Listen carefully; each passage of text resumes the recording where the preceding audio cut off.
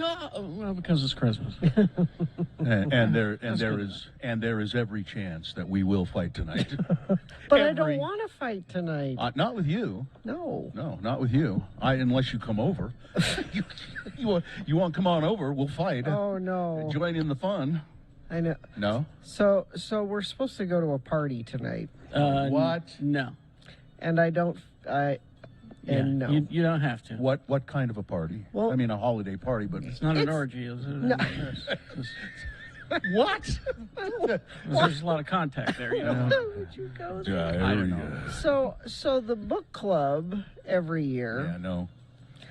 So book club is just women. It's just, but every year at Christmas time, there's a book club Christmas party where the spouses come to the party. That's dangerous. And it's fun. It's a good group of people. I mean, that's kind of dangerous because, the spouses might look around at all those women and go, geez, I could do better. Let's trade it. Yeah. Again, It's like a white elephant gift with wives. it is the party in Draper. Everybody get out your car keys. You can trade for a different wife to go home. If the party's in Draper, then no. But so I am not a social person at all. I know. And my dear husband actually is more of a social person. As a matter of fact, I think, having been around your husband, he's a social butterfly. I don't know about that. Yes, he is. But- a hairy butterfly. Yep. He enjoy, and these are men that luckily all of my friends' husbands are people that he really likes, and he hasn't seen them in probably 2 years, some of them, because we haven't done this party. I'm sorry, Gina, but for your benefit, those husbands are men he pretends to like.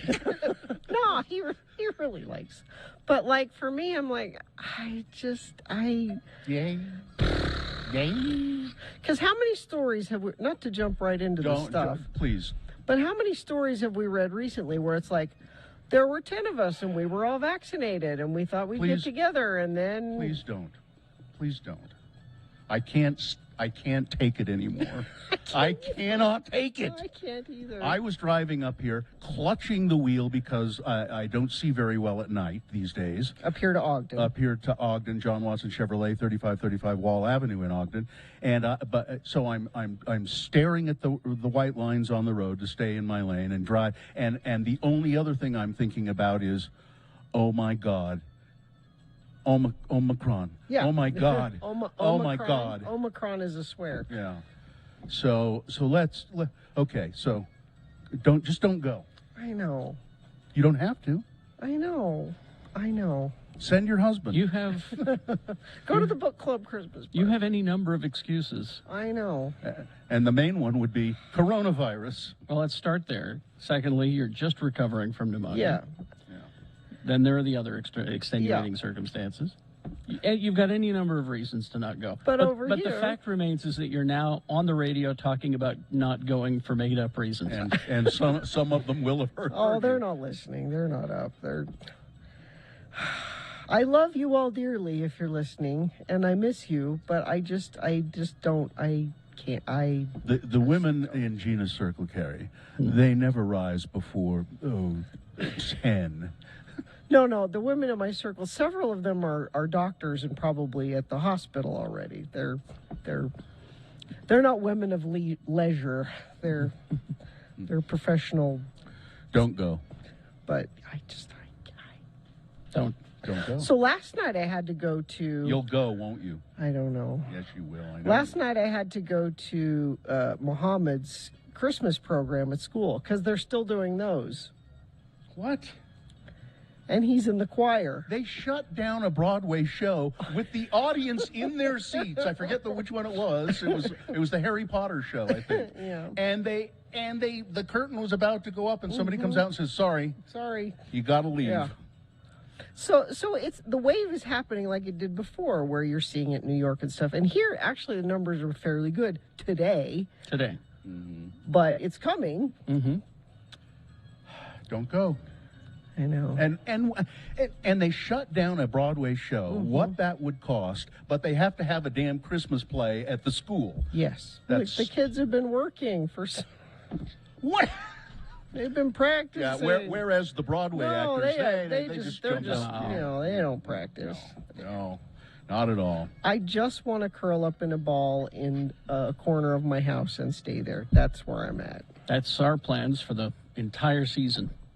Because ask me how I feel about going to Hawaii. I don't, you know, Ask me how excited I am to go to Hawaii. You know where I Not stand on even this. A little. And again, I would eat the cost of the tickets and not go. That would be me. But my kids are looking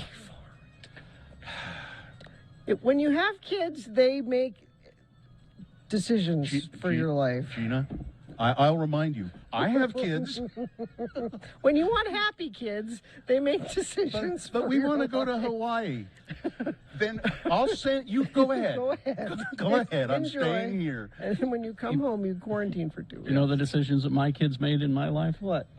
Oh, I guess None. we got to hit. No. I guess we got to hit pause. He needs to go to the bathroom. That's it. That's it.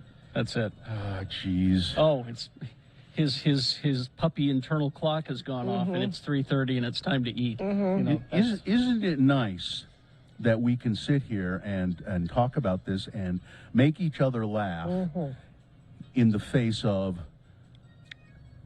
imminent death? Well, let me say this. If Or I is it imminent? No, it's imminent. Imminent. Yeah. Your eminence. Eminence. Your Eminence. It's eminence front. If I may Yes. go here, these are all first world problems. Because I do have a cozy house to stay in and hide in if I want, and there are people that don't have that. They're living in their car.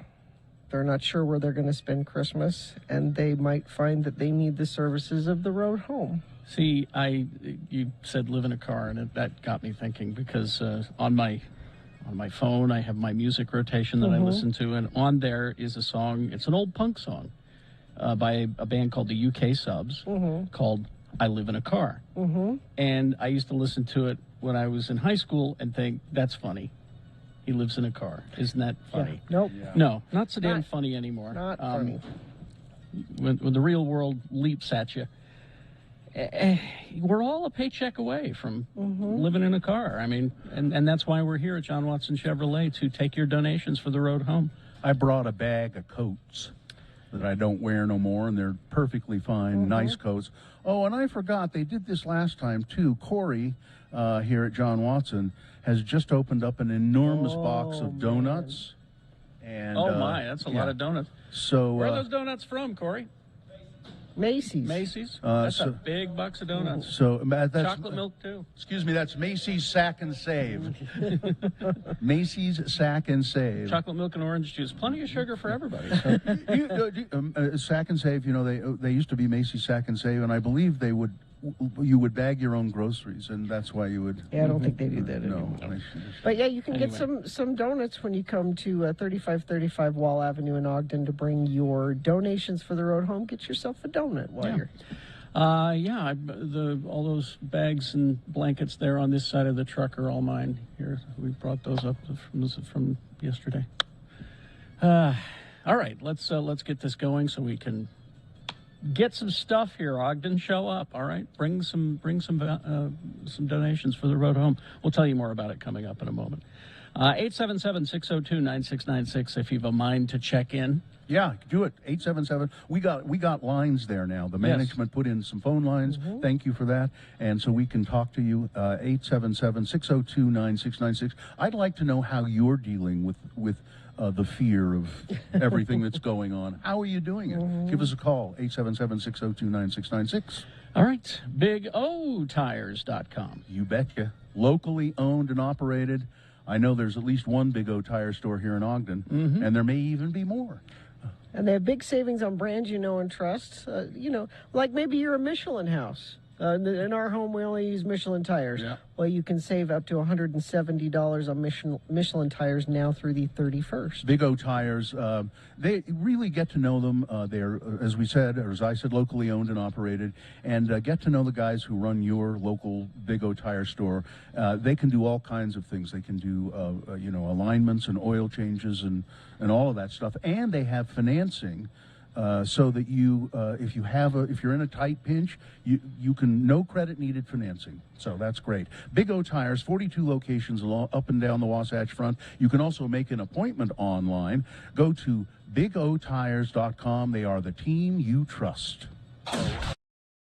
You know what they love more than a list? What's that? The dueling list. What do you mean a dueling list? Well, I was just gonna do here these 5 health food buzzwords that are misleading. Misleading buzzwords. Well, I have 7 reasons why hotel sex can be very exciting. Oh, dueling lists. It's Radio from Hell with another list. All right. Because people love a good list. X96. All right. If you think your list is so tough, Gina, you go first.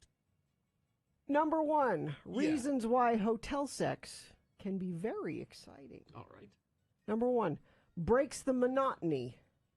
Nothing damages sex life more than monotony, and experts suggest trying something new whenever people feel their sex life lacks luster. Having sex in a hotel room can help couples overcome their boredom of a regular sex life. Oh, yeah? Number 1, health food buzzword that's misleading. Okay. Lightly sweetened. Light is not an industry-regulated term, so any amount of sugar can be deemed light. One place you can spot this term is on cereal boxes. Lightly sweetened indeed. Lightly sweetened cereal with blueberries, 13 grams of sugar. It's a lie and it's misleading. Gina? Open to trying new things. Reasons why hotel sex can be very exciting. When people have sex repeatedly in the same place like their bedroom, they get used to doing things a certain way. But a new place encourages couples to try new things. Having sex in a hotel room can inspire couples to be adventurous, try new positions. It can make it very exciting. Oh, yeah? Number 2 health food buzzwords that's misleading. Uncured meat. Cured meats, like bacon and sausage, they've long had a bad rep for containing nitrites, a food preservative that's been linked to cancer. So logic follows that meats labeled uncured wouldn't carry that risk. Well, you're wrong.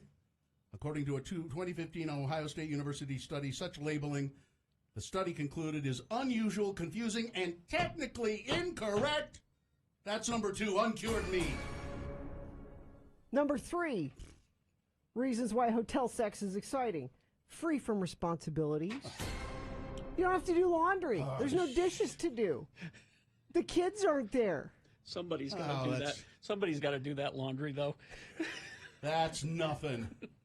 Free from responsibility. Number 3, made with real fruit. That label makes me laugh. It's a sure sign that there's little or no fruit in it at all.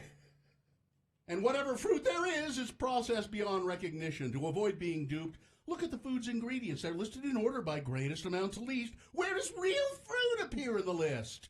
It isn't near the top of the list. That's all I'm saying. That's number 3. Forbidden can be exciting. According to experts, sometimes a little amount of guilty feeling can make the experience of having sex very exciting. And if you feel guilt having sex in a place outside of the 4 walls of your bedroom, like a hotel room, it can be a very exciting experience.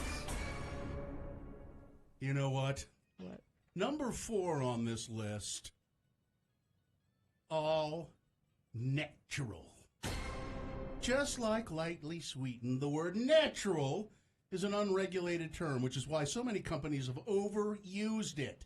By one company's definition, chocolate hazelnut spread earned the natural label because it was made with real nuts and chocolate, even though it's essentially a jar full of sugar. What number are we?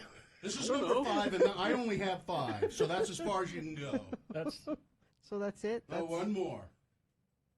Give me a knockout punch, because I don't think you're winning so far. Okay. Sex is more enjoyable when you're relaxed. Oh.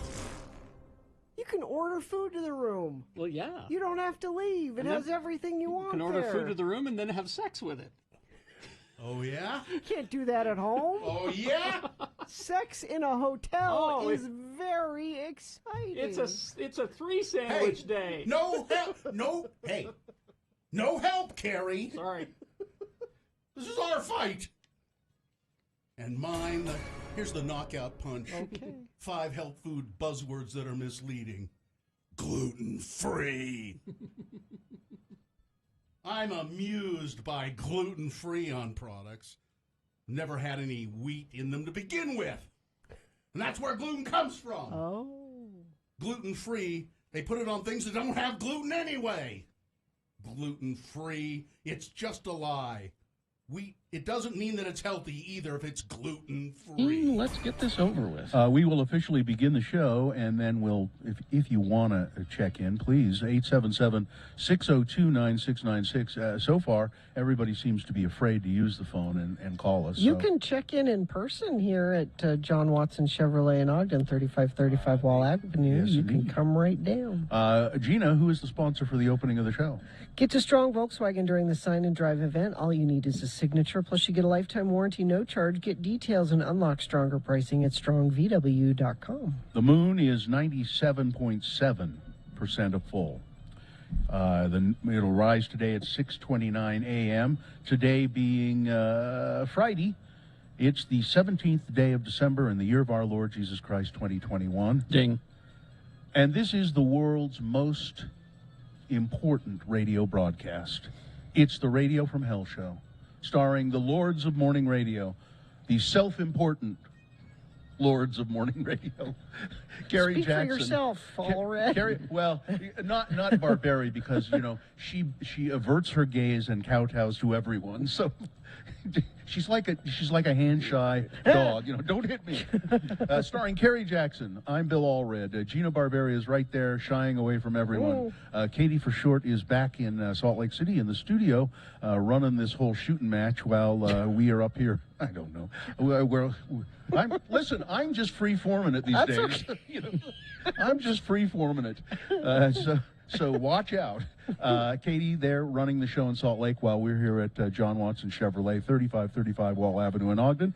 And I assume we have Miriam and Cameron Diaz helping out as well.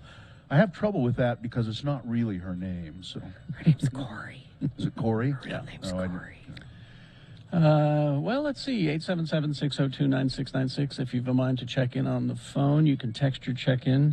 Here's a text. As a teacher who had to do a Christmas program last night, it's not because the kids have practiced.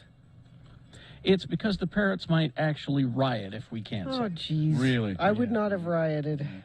I see in our chat room, this is not really a check-in, but Andrew Yes. says, and I just can't imagine what this is like, I finally found that Little Debbie Christmas tree cake ice cream.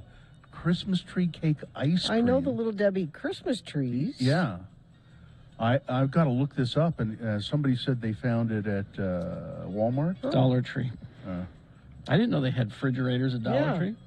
Dollar Tree? Oh, no, maybe Guy is just guessing it was No. a Dollar Tree. Yeah, no, that's a question mark after that. Anyway, 877-602-9696. I can't imagine that it's that good.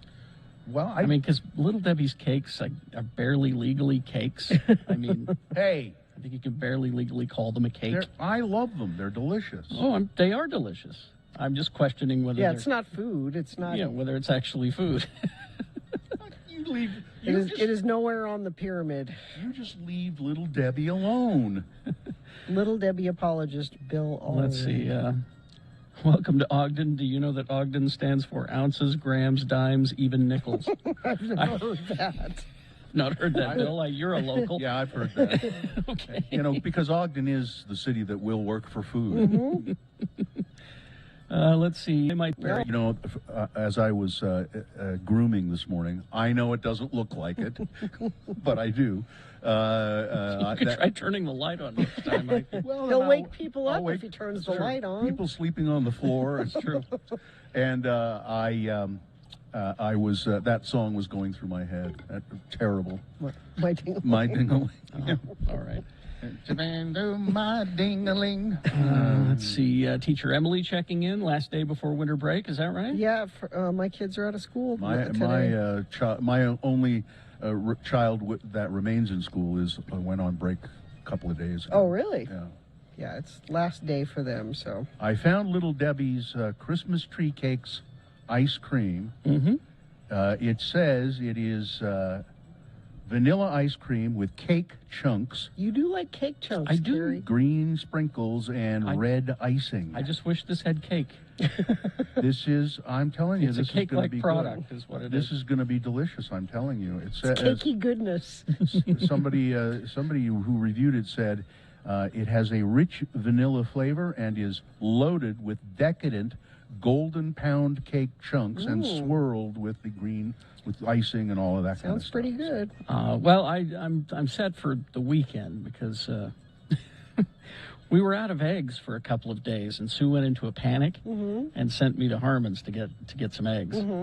And adjacent to the eggs was the ice cream novelties. Oh. And you know I love an ice cream novelty. Sure. And those are sometimes, maybe they're ice cream. It's an ice cream like product. But they had the Snickers bars, the ice cream Oh, Snickers yes. bars. So I like those. The so this Snickers is bars this in is, the freezer. This is the plan for today. Star Trek Discovery, rewatching episode 5 of Hawkeye to make sure I saw what I saw, and the Snickers ice cream. There you go. This is your day. This is my day. Carrie, I looked up the ingredients to Little Debbie's cakes. Mm-hmm. Is it cake? Well, first ingredient listed, sugar. Yeah. Okay. Second, corn syrup. More sugar. Yeah. Then Because that wasn't enough sugar. then enriched bleached flour, Mm-hmm. That's a cake ingredient. water, palm and palm kernel oil, partially hydrogenated soybean and cottonseed oil with TBHQ to preserve flavor, dextrose, soybean oil, egg whites, Okay, so there's some egg in there. whey. So it's Cake. All right. cake. I Okay. mean, it is cake. All right. Oh, Monty. Let's check in with Monty, shall we? Monty the mailman. Monty, hi. How are you? How have you been? I'm good. It's a little bit, it's that crazy time of year, but I'm doing great. You know, I think about you every once in a while, and I say to myself, I wonder what Monty the mailman is doing.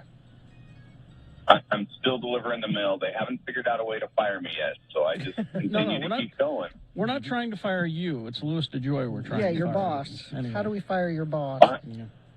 I'm on the clock. I'm not allowed to make comments. Oh, okay. That's true. Monty, how long does it take you to do your route? It's weird, but the older I get, the slower I go. That's so not weird. it should be close to 8 hours, but there's been a bunch of businesses that moved onto my route that have collections, and to do my job properly, I got to scan every package into the system. So currently, I'm about 9 hours a day. Wow. Yeah. If it's a without snow. Are you still wearing Without shorts snow. in the winter? You know it. When you stop I know. looking, I'll stop wearing them. Okay. You dirty pervert. My goodness. That's not for Gina. That's for Bill. Okay. Monty, how? Well, it's at his eye level. That's right. Now, Monty's tall. Monty's a tall he is mailman. tall. He is. All right. How's Thank you. the family good? Family's great. My daughter just got accepted to Southern Utah University with a Dean Scholarship in art, so I'm sure she'll make a ton of money. So Well, ton of money. there are some smart genes somewhere in your line. No, there isn't. I shouldn't have made children. That's a bad choice. All right. When I Monty, figure out what those come from, I'm stopping. I'm telling you right now. Monty, up. come by and visit us sometime. Although I don't know. Well, Power win. Yeah. Yeah, so, we'll figure it out. nice to talk to you. Thanks, Monty. You too. Merry Okay. Christmas. Metal Shop Mark wishing I was still looking at the inside of my eyeballs, checking in. And from the Chuck Berry, my dingling texter, I'm slowly wearing you down. I got at least a line from the song. It's true. That's true. Okay, there you go. Cement Dave is going to be stopping by to make donations later, he says. Nice. And Carrie, just to go back to the Little Debbie's ingredients, Yes. the final ingredient listed, titanium dioxide. That sounds healthy. Yeah. Yeah. Good, and good for you. Yeah. Brian and Twilla checking in. Let's see, Ron the Carpenter. Napalm Allen checking in. All right, everybody's here. Let's let us begin. Traffic, Gina, please. Yeah, we drove in traffic today. I mean, not that there were a lot of cars out There there, wasn't, but the roads were fairly clear from Salt Lake to Ogden. If you're driving that same route we did to come bring your donations for Road to A the little Road bit of home. ice, a little bit of ice here and there, so watch it. Crash northbound I-15. This is just north of Main Street in Spanish Fork off to the left shoulder. And looks like that's the only accident UDOT's reporting. You can report to us if you see something.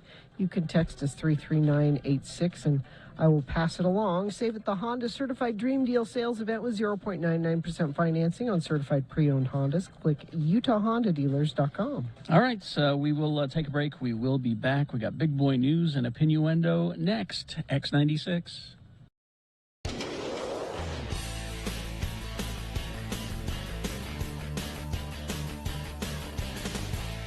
All right, Gina, you've had a question? Oh, I thought Bill had a story, but I haven't. do, but go ahead and ask your question, and then maybe I'll do my story. My husband does most of the shopping, and he came home with this yesterday. Okay. And you guys may know, or I'm hoping friends of the program may know, at x96.com/live, he bought something called banana sauce. Have you guys ever heard of banana sauce? You put that on your banana. That's But he's gonna surprise you later on. You should not have. Should have been snooping in the groceries. But so it's clearly not made from bananas because it's red. So it's not like mushed up bananas. That doesn't mean it's not made from bananas. Well, what do the ingredients say? Let's see, ingredients: water, sugar, banana. Oh, it is. Yeah. So, But it's red. Let's keep going. There's Gina once again, the inquiring mind. Well, it can't be a banana. Does this look like it's made from bananas? It doesn't. It's got a picture of bananas on the label, and then I would go, I wonder what the ingredients are. Oh, bananas. Vinegar, salt, onion, chili, garlic. So it's like a sweet, It's just a chili, sweet and It's just spicy a- kind of sauce for your whatevers. Yeah, Put what on do you it. put it on? What do you do with this? Whatever you want. You could put it on rice. You could put Ice it cream. On, That's fine. noodles. Yeah, it's just a tangy accompaniment, sweetened. Yeah, probably it's a little sweet and tangy, and yeah, sounds good. It's a And he product of the probably- Philippines. He probably saw it and thought, I'd like to try that. Mm-hmm. Rather than, well, that doesn't look like bananas. So, you married a man with an inquiring mind so that Yeah. you didn't have to have one. Yeah, I don't know that I will ever consume banana sauce. Here's an odd story for you.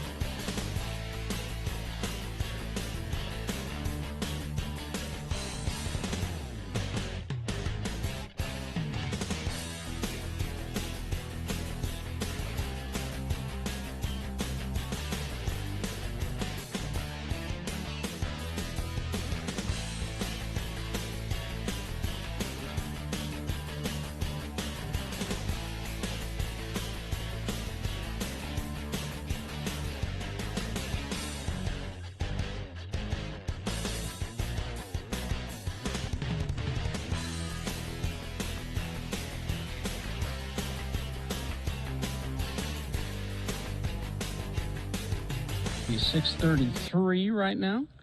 And let's get full strength. Big boy news and opinioendo now, brought to you by. Get to Strong Volkswagen during the Sign and Drive event. All you need is a signature, plus you get a lifetime warranty, no charge. Get details and unlock stronger pricing at strongvw.com.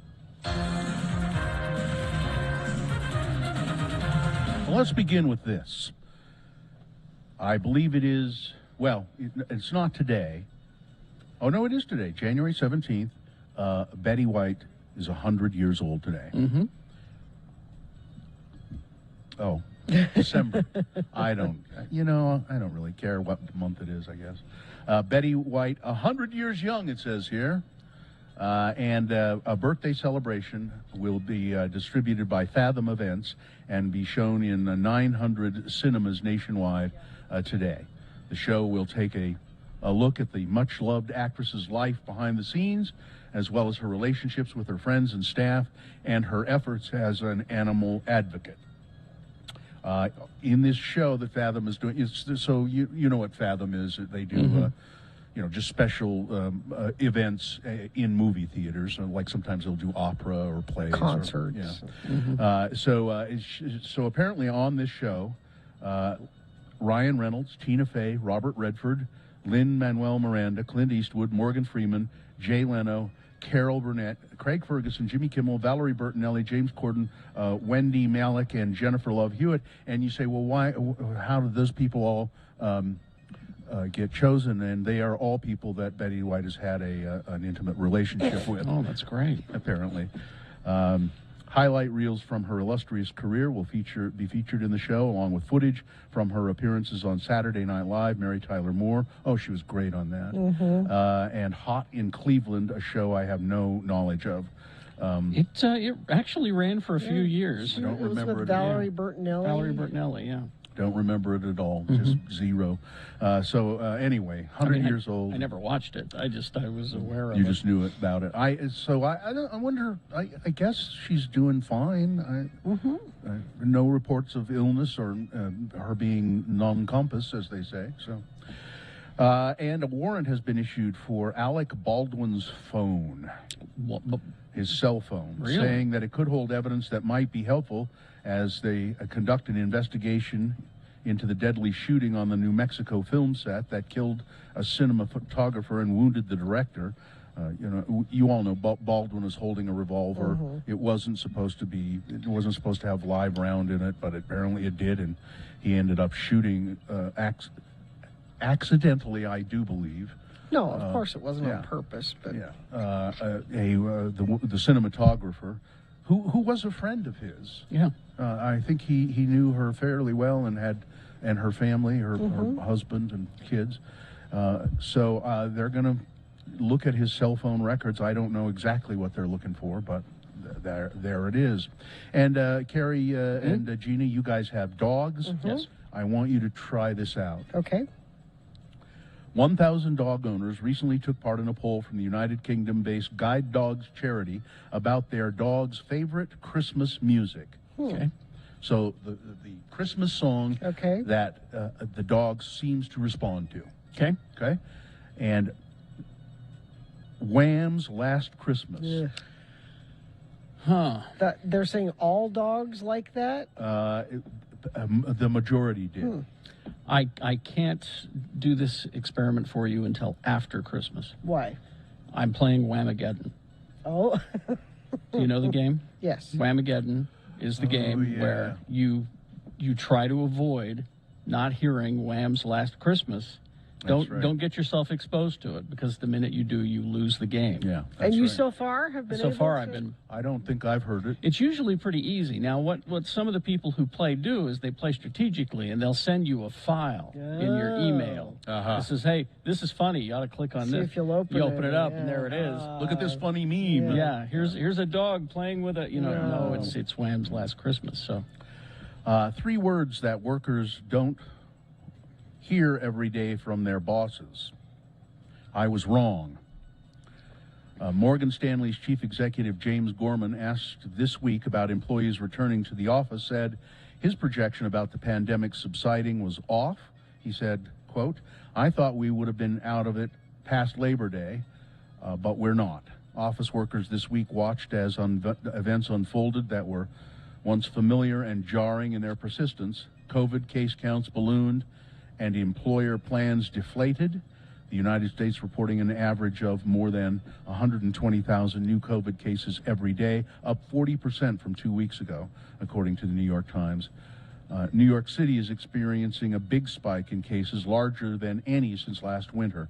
Employers that had been growing bolder in their plans, reopening offices, mandating or strongly suggesting that workers report back, promising holiday parties, are now scaling back.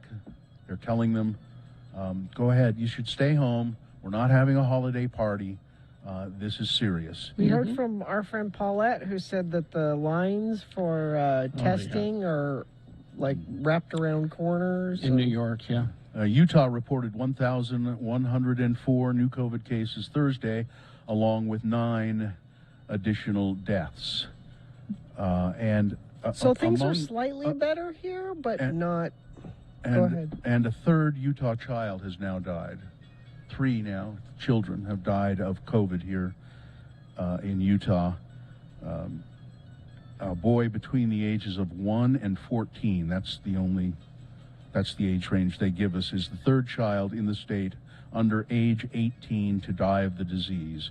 Quote, I cried when I got the call saying that we were going to be able to get the vaccine because we didn't know when it was coming, said Beth Lapp de Jong, a registered nurse at Intermountain Healthcare's LDS Hospital, but it wasn't soon enough. And of course, in another story about this, headlined, Utah leaders don't want to reinstate COVID health measures. I'm sorry you don't want to do that. That's unfortunate that you don't want to do that. Despite unknowns about what kind of COVID-19 case rates holidays could bring, as well as the arrival of the new Omicron variant, Governor Spencer Cox said Thursday, and bear in mind, 3 children dead now. 3. He won't reinstate any additional health orders until he has more information. What information do you need? It's coming. It would make sense to put those in order before that wave hits us. Omicron appears to spread faster, but it might be less severe, Cox noted during a news conference. Thursday, the Utah Department of Health, I just gave you those statistics. So, also, it's there's a bill going to be introduced to the legislature which would block state and local governments from imposing vaccine mandates. Its sponsor, Representative Robert Spendlove of Sandy, said right now there is nothing legally stopping the governor or any mayor in Utah from issuing a requirement to be vaccinated. I mean, they could go door to door and say you have to be vaccinated right now, and that's legal. That was my proposal, you remember, months ago. I said I think we should just go to every house and say we're coming in and vaccinating you. That's it.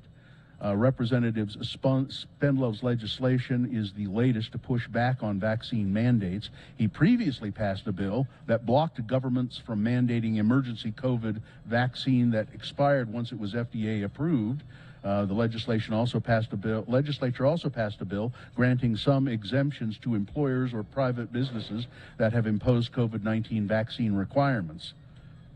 In public policy, you know, we're always balancing freedom and safety, and we're trying to find the right balance. No, you're not. Spendlove said. No, you're not balancing freedom. I don't You never know. do that. You know, This is the first time that you're saying these words. We have Dr. Angela Dunn going to be on our show later today. She's the head of the Salt Lake County Health Department. And actually, if you have a question for her, we won't be taking phone questions in, but if you want to email in a question for Dr. Dunn, you can do that at radiofromhell@x96.com. A man and a woman were stabbed to death by a male suspect in Clinton, Utah, a suspect who was then fatally shot by police. This was last night. The initial incident happened around 6:30 in, well, they always give the addresses of where it is. It doesn't mean anything to 90% of you listening. The initial call reported that a female was running down the street screaming, and then information was updated to reveal a female had been stabbed multiple times. Chief Sean Stoker and the Clinton Police Department reported that when officers arrived at the scene, they encountered a male suspect in his 30s, and at some point during the interaction, shots were fired by officers, and that man was killed. According to Stoker, an investigation preliminary shows that the suspect had been temporarily living in a home in the area, and he got into an argument with another man who was in the basement of the home, and apparently they were so they went into the home, and these two guys got into a fight, and that the guy living in the basement got stabbed, and then the woman I guess was also stabbed, and the police responded quickly, and they shot the guy, and that's that. This is bizarre. After falling 32 feet from a bouncy castle, Oh, yeah, I heard about this. carried into the air by wind during a school function in Australia, 5 children died, 4 others were badly injured. When the catastrophe struck, students at Hillcrest Primary School in Devonport, Tasmania's north coast, were celebrating the end of the school year. A major local wind event caused what they call a jumping castle and several inflatable Zorb balls to lift into the air approximately 10 a.m., causing 9 primary students, to fall from a height of around 10 meters. This is about 30 feet. Wow. That's just incredible. Mitch McConnell. Senate Minority Leader Mitch McConnell described the insurrection at the U.S. Capitol on January 6th. Well, you know what it was there. It was horrendous. Yes. It was horrendous. And I think the fact-finding that we're doing is interesting. We're all going to be watching it. Okay. It was a horrendous event, and I think they are seeking to find out is something. The public needs to know the facts of what happened, he said. Now, how do I take that statement? Because I read that this morning as well. I think he's distancing himself from. He knows Seems stuff's to. going to come out, and he wants to be on the other side Seems of it. to be. Because are the extreme right wing of the Republican Party taking over the Republican Party? No, I think he knows And that he- their names are going to come out, and he wants to And he's distance it. distancing Yeah, himself. I wasn't part of that. I'm not That's one of those crazy people. I'm not one of those crazy Congress people. Okay. I'm a senator. Hey, listen, if he's willing to throw him under the bus, great. Let's get him. Earlier, McConnell also refused to say anything negative about Liz Cheney, who was one of only 2 Republicans serving on the 9-member select committee. So, yeah. He's picked his side. Yeah, it seems to me he has. He's always good at covering his own ass. So, We're all watching, just as everybody else is, and you reporters are, about what's unfolding on the House side. It's going to be interesting to reveal all the participants who were involved. Lock them up. yes. And let's see, how much time do we have? 3-4 minutes. Akron police have investigated the theft of all kinds of valuables over the years. But for the first time in anyone's memory, detectives are trying to find out who stole a bridge. At one time, the pedestrian bridge was along the Little Cuyahoga River in Middlebury Run Park, which sits in the shadow of Goodyear World headquarters on Akron, Ohio's East End. However, the complete 58-foot-long span was removed from the park as part of a wetlands restoration project and moved to a field down the road. The city of Akron had hoped to repurpose the $40,000 bridge, but police were notified that the bridge had been stolen. There are tracks in the field that show where the thieves drove their truck or trucks. Investigators say they're not sure what the crooks plan to do with the bridge. Investigators describe the bridge as large, and it looks kind of like a Lego or an Erector set, if you remember what those are. And that would be relatively easy to take apart. So my conclusion would be they will take it apart and scrap it and Probably, yeah. sell it for the metal that's in it. So yeah, they're looking for the bridge thieves. And then one other quick story. A man in I'm going to click that open. A man in Indiana was flying his ultralight aircraft. And this is Mr. Joseph Kroll, 61 years old, and he crashed into a field and landed himself in jail because when the authorities came to the scene of the crash, it was pretty obvious that Mr. Kroll was fallen down drunk. In his ultralight. Yeah.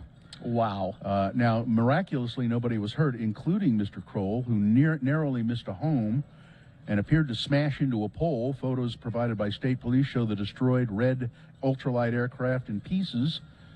Responding officers found the aircraft and Mr. Kroll so drunk that he could barely talk. They gave him a field sobriety test anyway and said, yeah, he's drunk. He drunk. Drunk flying in Indiana. So there you go. Well, and wasn't John Denver? Yeah. I mean, he was know, in an I don't- ultralight, I but don't think was he he? was drunk. I don't. No, it was. I don't know if Okay, it was all an right. ultralight, but it was an experimental It plane. was a of plane he some kind. built, or Yeah. something like that. Anyway, all right. Sports weather traffic. Oh, the Kansas City Chiefs last night beat the Chargers 34-28. Patrick Mahomes had a fabulous showing in that game. Who didn't have a fabulous showing was his brother. Yeah. His irritating brother. I don't know if you were going to make this a boner candidate or not. What did he do? Jackson Mahomes. He's got a big social media following. He's a Okay. big, Instagram guy. He's a turd. And he's a turd, and he went to a bar in Kansas City, and he had a big group with him, and he's like, oh, I want some seats for my friends, and they said, well, we don't have room for we don't have room for your party, and so he went on his big social media presence and disparaged this place, and don't you know who I am, and. Always goes well. Yeah, I don't know how many times Patrick has to say, Jackson, knock it off. The Jazz, who are the hottest team in the NBA right now, they are home tonight. They're playing the San Antonio Spurs at 7 p.m. And more and more NBA teams, NHL teams, and NFL teams are having a rough time because of COVID. Yeah. There are outbreaks everywhere. And actually in the NBA, there were a few different teams last night who had a bunch of rookies playing, like brand new, fresh folks that shouldn't be off the bench yet, but they've run out of people. Didn't some games get a couple or 3 games get canceled? Yeah, and they're back. If you're playing teams in Canada with the hockey, and they're back to not letting spectators. Everything's kind of reverting back to where it was last year. God. Because we're not would done. Just get I vaccinated. know. For God's sake, Joe Rogan, shut up. All right. I know. That's sports. Weather. So I was worried it was going to be snowing on our commute this morning, but it wasn't. Now there's a 40% chance of some lingering showers today. Lingering Yeah, showers. just, not a big dumping, but just, you might encounter it throughout your travels today. And very cold, only a high of 33 today, tomorrow 32, Sunday. We're going to stay in the low 30s, so pretty cold. But the inversion starts building back in this weekend, so you either get lots of snow or crummy air, unfortunately. Traffic, we have crash northbound I-15 just north of Main Street in Spanish Fork. It's off to the left shoulder. Stalled vehicle at the on-ramp, eastbound 33rd south to go northbound I-15 in South Salt Lake. The right lane's affected there. And I thought I saw something in the message stream here about a traffic incident. No, I guess I don't. But if you do see something, you can send it in always. 33986 is where you do that. It's the biggest deals of the year at Tim Daly. Get the vehicle you want right now at Tim Daly with over 1,200 used vehicles to choose from, all makes and models. All right. We're at 3535 Wall Avenue, John Watson Chevrolet. People are bringing in items to donate to the road home. What's your name, sir? It's Bradshaw, we got Dana here as well. Bradshaw? Bradshaw brought in some diapers, wipes, Thank hoodies, you. toothpaste and brushes and blankets. And he got a radio from Hell Mug for his trouble, too. Yeah. Yeah, nice. You could Suitable see, for murder. You He could knows do what some to do damage with with that thing. And Dana, is Dana still here? Dana took off. All right. Dana brought in some pillows, blankets, and toiletries, and he brought us booze. Oh, wow. Really? Good heavens. But pass it down. God, pass it Bill, down. you can't have it yet. Well, I You can gotta dream. Wait. I can dream about it. I'm going to look at it. Well, let's. Uh-oh. Is What? it- It's glitter bag. Be careful. Oh, shoot. Okay, watch it. They're different, all different ones. That is vodka. Yeah, I don't like that. That's probably for you, Oh my Terry. God, the glitter is falling off of this thing. Damn it, Dana. Yeah. Oh, thank you for taking. Oh, these those are out. all like local. We have they're all Sugar local. House Distillery. You take and- the wine, Gina, and I'll take that, whatever that is. Bonneville bourbon Okay. and a All right. note. Ooh, that's Thank pretty. you. Salt Flat Spirits is the. There you go. Put it Listen, right here so I can dream. Dana, I really do appreciate this, but Thank damn it, the glitter in the cards and boxes have to go. That's very sweet of you. Thank you All so right. much. But Dana brought stuff for the road home. Thank you, really. Thank you a lot, Dana. We need all kinds of stuff here, clothing and for men and blankets and winter clothing is very important right now. Obviously, one thing that you don't think of, the road home needs phone chargers and bike locks.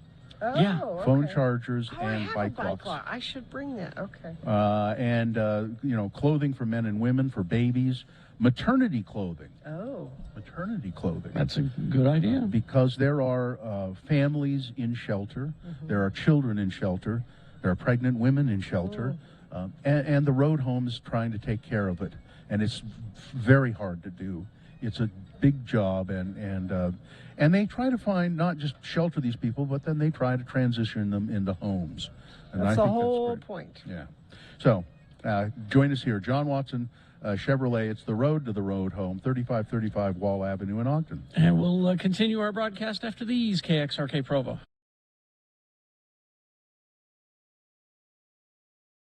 Crater. Spell it with me now. Crater, C-R-A-T-E-R. And now we'll use it in some dialogue featuring that quintessential Utahn LeGrand R. Dunn and his son, LeGrand R. Dunn II, or LeGrand Jr., as the family calls him. Let's join them now as they stand in the line to see Santa Claus at the mall. Now you remember, Junior, tell Santy nice and loud what you want for Christmas. Okay. But only ask for them inexpensive gifts that we already discussed betwixt the two of us. I'm afraid of Santa Claus, Dad. He won't hurt me, will he? Oh, no, of course not. As long as you don't ask him for them expensive gifts. Okay. You see that little boy over there with the broken arm? Yeah. He asked Sandy for one of them fancy video game thingers. Sandy has a lot of work to do at Christmas time, and he can get a little bit testy. Well, how come Santa Claus gives us presents at Christmas time? I mean, Christmas is his birthday, not ours. We should give Santa Claus presents. What? You think Christmas is Sandy Claus's birthday? Yeah? Oh, Lord, I knew I shouldn't have let you go to public school. I knew I should have kept up with that John and Vicky Singer home study plan. Christmas is not Sandy's birthday. Well, whose birthday is it then? Christmas is the birthday of Jesus Christ our Savior. And Jesus is the Son of God, the creator of the universe, and the creator of everybody and everything that's in it. Everybody? I mean, did God create Batman? Yes. And Barney? Yes. And Coral Malone? And you and me and Mommy and even Santa Claus? He is the creator of all things. So I guess if God and Santa Claus got in a fight, God would win then. That's it. We are getting out of this line, and we're going over to Temple Square right now. You have got some learning to do.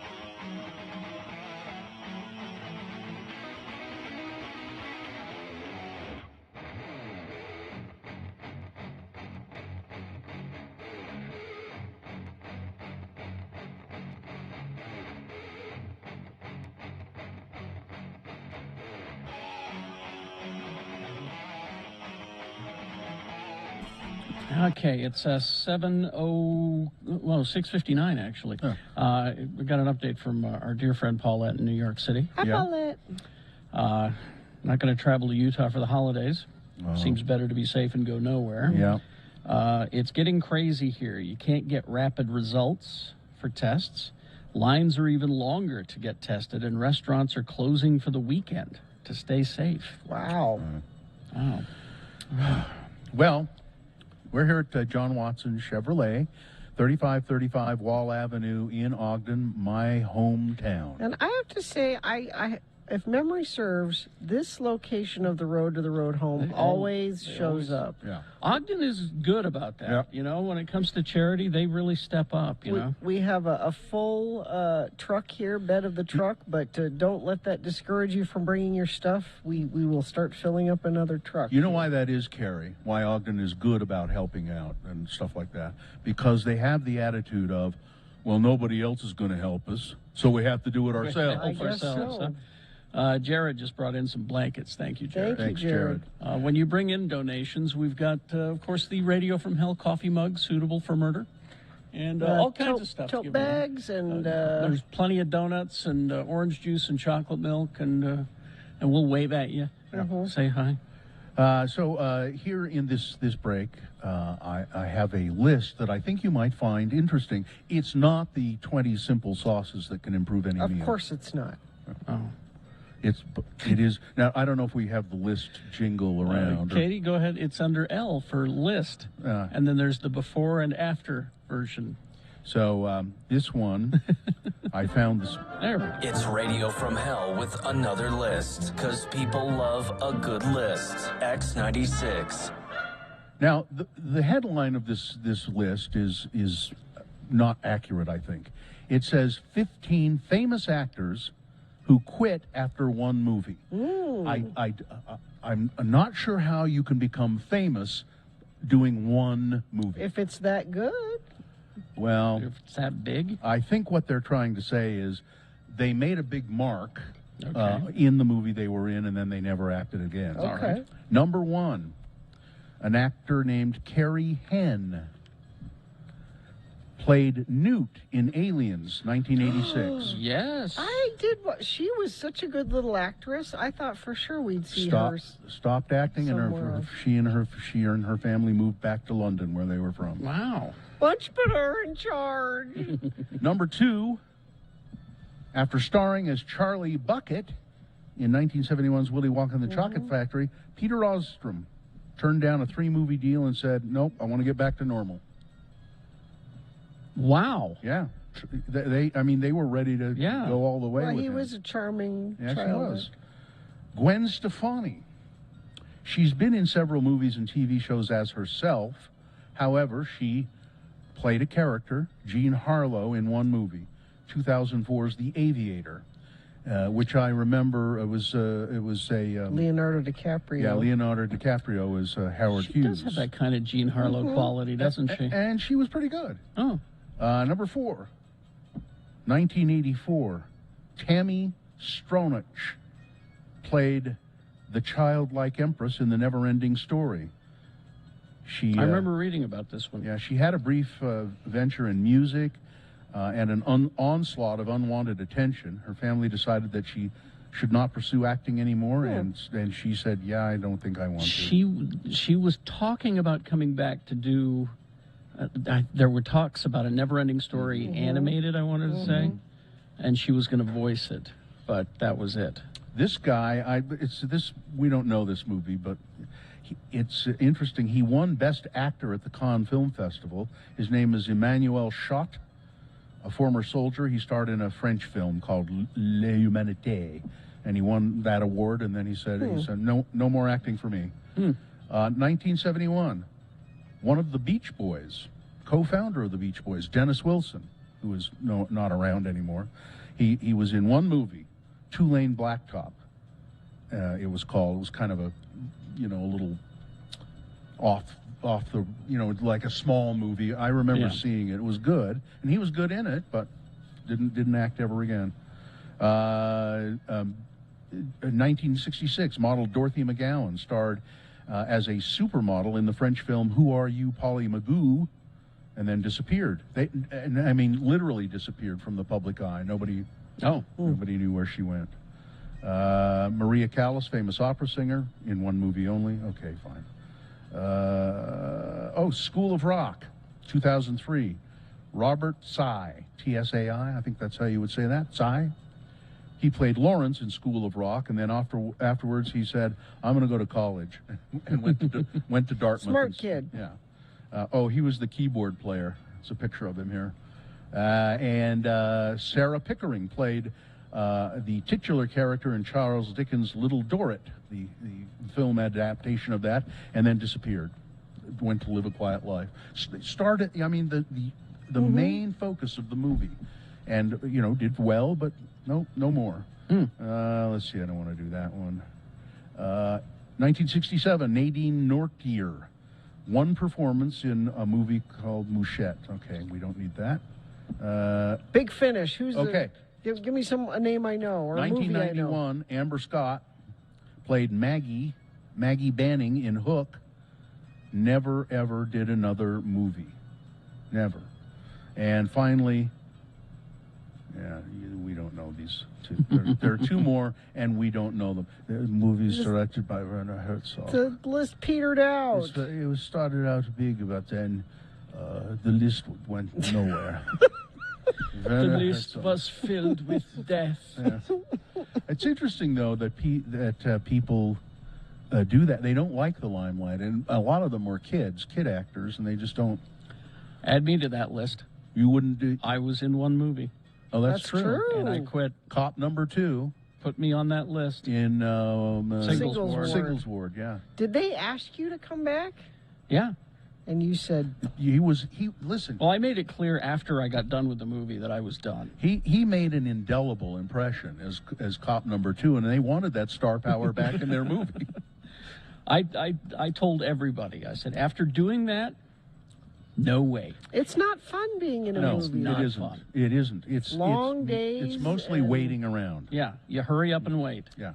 It's even the big stars, you wait around and wait around and wait around, and then you're finally ready for you, and you go do 5 minutes or 10 minutes worth of stuff, and then they stop, and then you wait around. How many movies have you been in?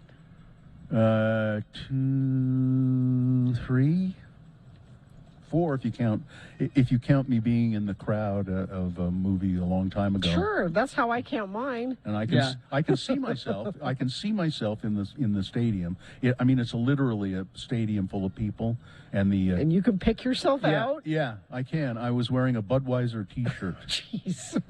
Well, tell everyone so they can find it.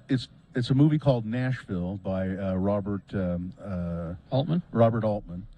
Nashville, and it's a really interesting movie. And the way I got in it was I was in Nashville, Tennessee at the time, and there was a place there in Nashville. I think it's called the Parthenon, with a big stage and a kind of a stadium, outdoor stadium. And there was. Somebody said, they want a crowd. They want people to come down and be in this movie in Nashville. They need a big crowd. So just anybody who wanted to go. So my friend Jerry James and I went down to the stadium, and they said, "Yep, go ahead, get in the crowd." And I don't know. We were there for quite a while. I saw Jeff Goldblum doing some scenes, and Lily Tomlin was in it, and. Ned Beatty was in it. It was a huge cast. Wasn't that? Oh, I've forgotten her name already now. Moonlighting. Sybil Shepherd. Was that Sybil Shepherd's first movie? I want to say. I think so. I don't know. I think you're right. I'm not sure. Why is that in my head? She may not have been in that scene with you, but for some reason that's in my head for some reason. Are you looking up the cast of Nashville? It's amazing. I think it was might have been Jeff Goldblum's first movie. He was really young looking and skinny, really skinny, and he was wearing goggles. She was in the Last Picture Show. Oh, okay, I got it. Look up the cast of Nashville, because the Last Picture Show was. That was her first movie. Yeah, and that was by Peter Bogdanovich. Yeah, Bogdanovich. Oh yeah. Who is a fascinating person to listen to being interviewed. He thinks very highly of himself. Well, that's okay. That's what I get. I think he's very honest about himself. He knows the good movies he's done and the bad ones. And I think Bogdanovich has earned that. yeah, You think? Sure. yeah. I mean, he directed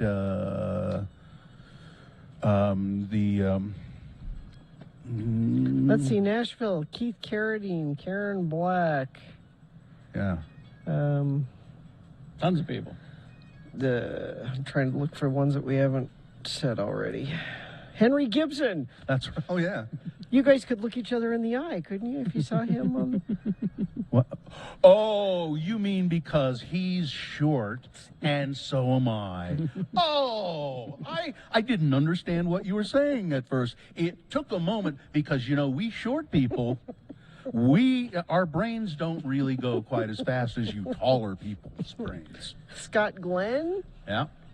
A lot of people. Well, and it was both Jeff Goldblum and Bill Allred's first movie. That's true. We share that. Thank you, Jeff Steph. and I share that. We're in common. Yeah.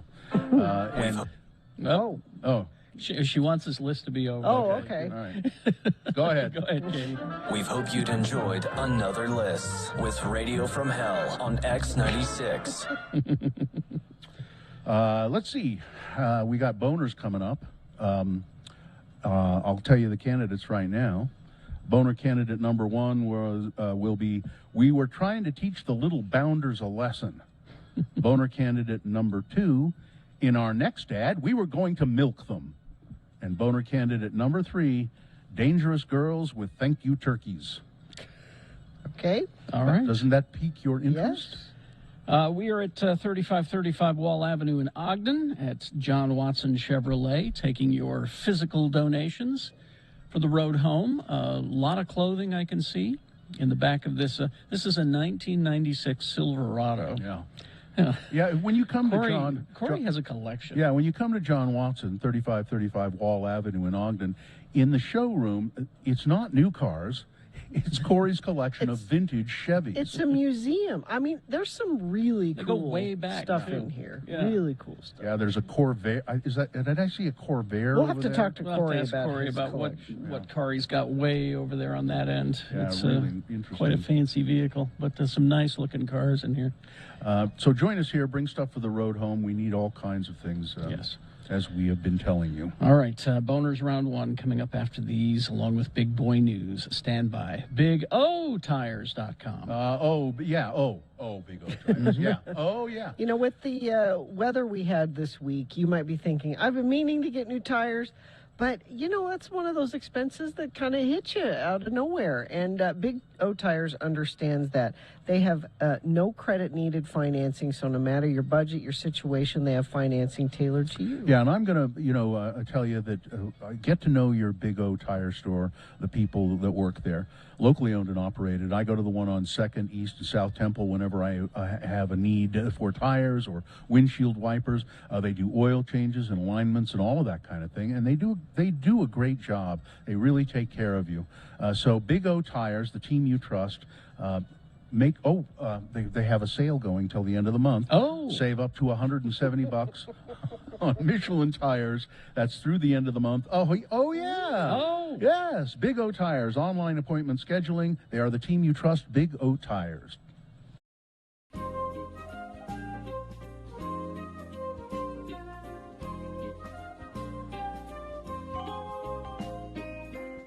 My little daughter, who is 4, she takes amusement in her father's flatulence. Is this a daily occurrence? Oh God, yes. And I use the dumb old dad jokes of it's a farting or it's a barking spider. Barking spider. And she'll always go, "It's not a barking spider, Dad. That's a fawting spider." My dad Spider. always said it was a buck snort. Buck. Oh, we'll have to try. Or sometimes I'll say that bear's been following us around, or did somebody step on a duck? Yeah. Is the other one. Hear that? Buck snort. Yeah. She likes the duck one too. But she also is occasionally flatulent. And I was lying on her bed with her, reading her a story, as I do fairly often, before she went to bed, and she just ripped. She ripped a good one, huh? Just ripped one. Daddy's little girl. Yeah. And I So said, like us. I learned said- it from watching you. I said, honey, that man, that was Did you high five her? High five. that was a loud one. And she said, it sounded like a door closing. She And means, I like, said- she means like the creak of the door. And I said it did kind of, and she said, a door with rusty hinges. Ouch! I just thought that was. She's creative. I thought that was the best. You know, our children are learning from you. So now it's just, hey, did somebody close a door with rusty hinges? Somebody oil those hinges. I just thought that was the best. A door. Get with some a 3-in-1 rusty oil on those hinges. So that was it. It's just one of those kids say the darndest They things. sure do. you know.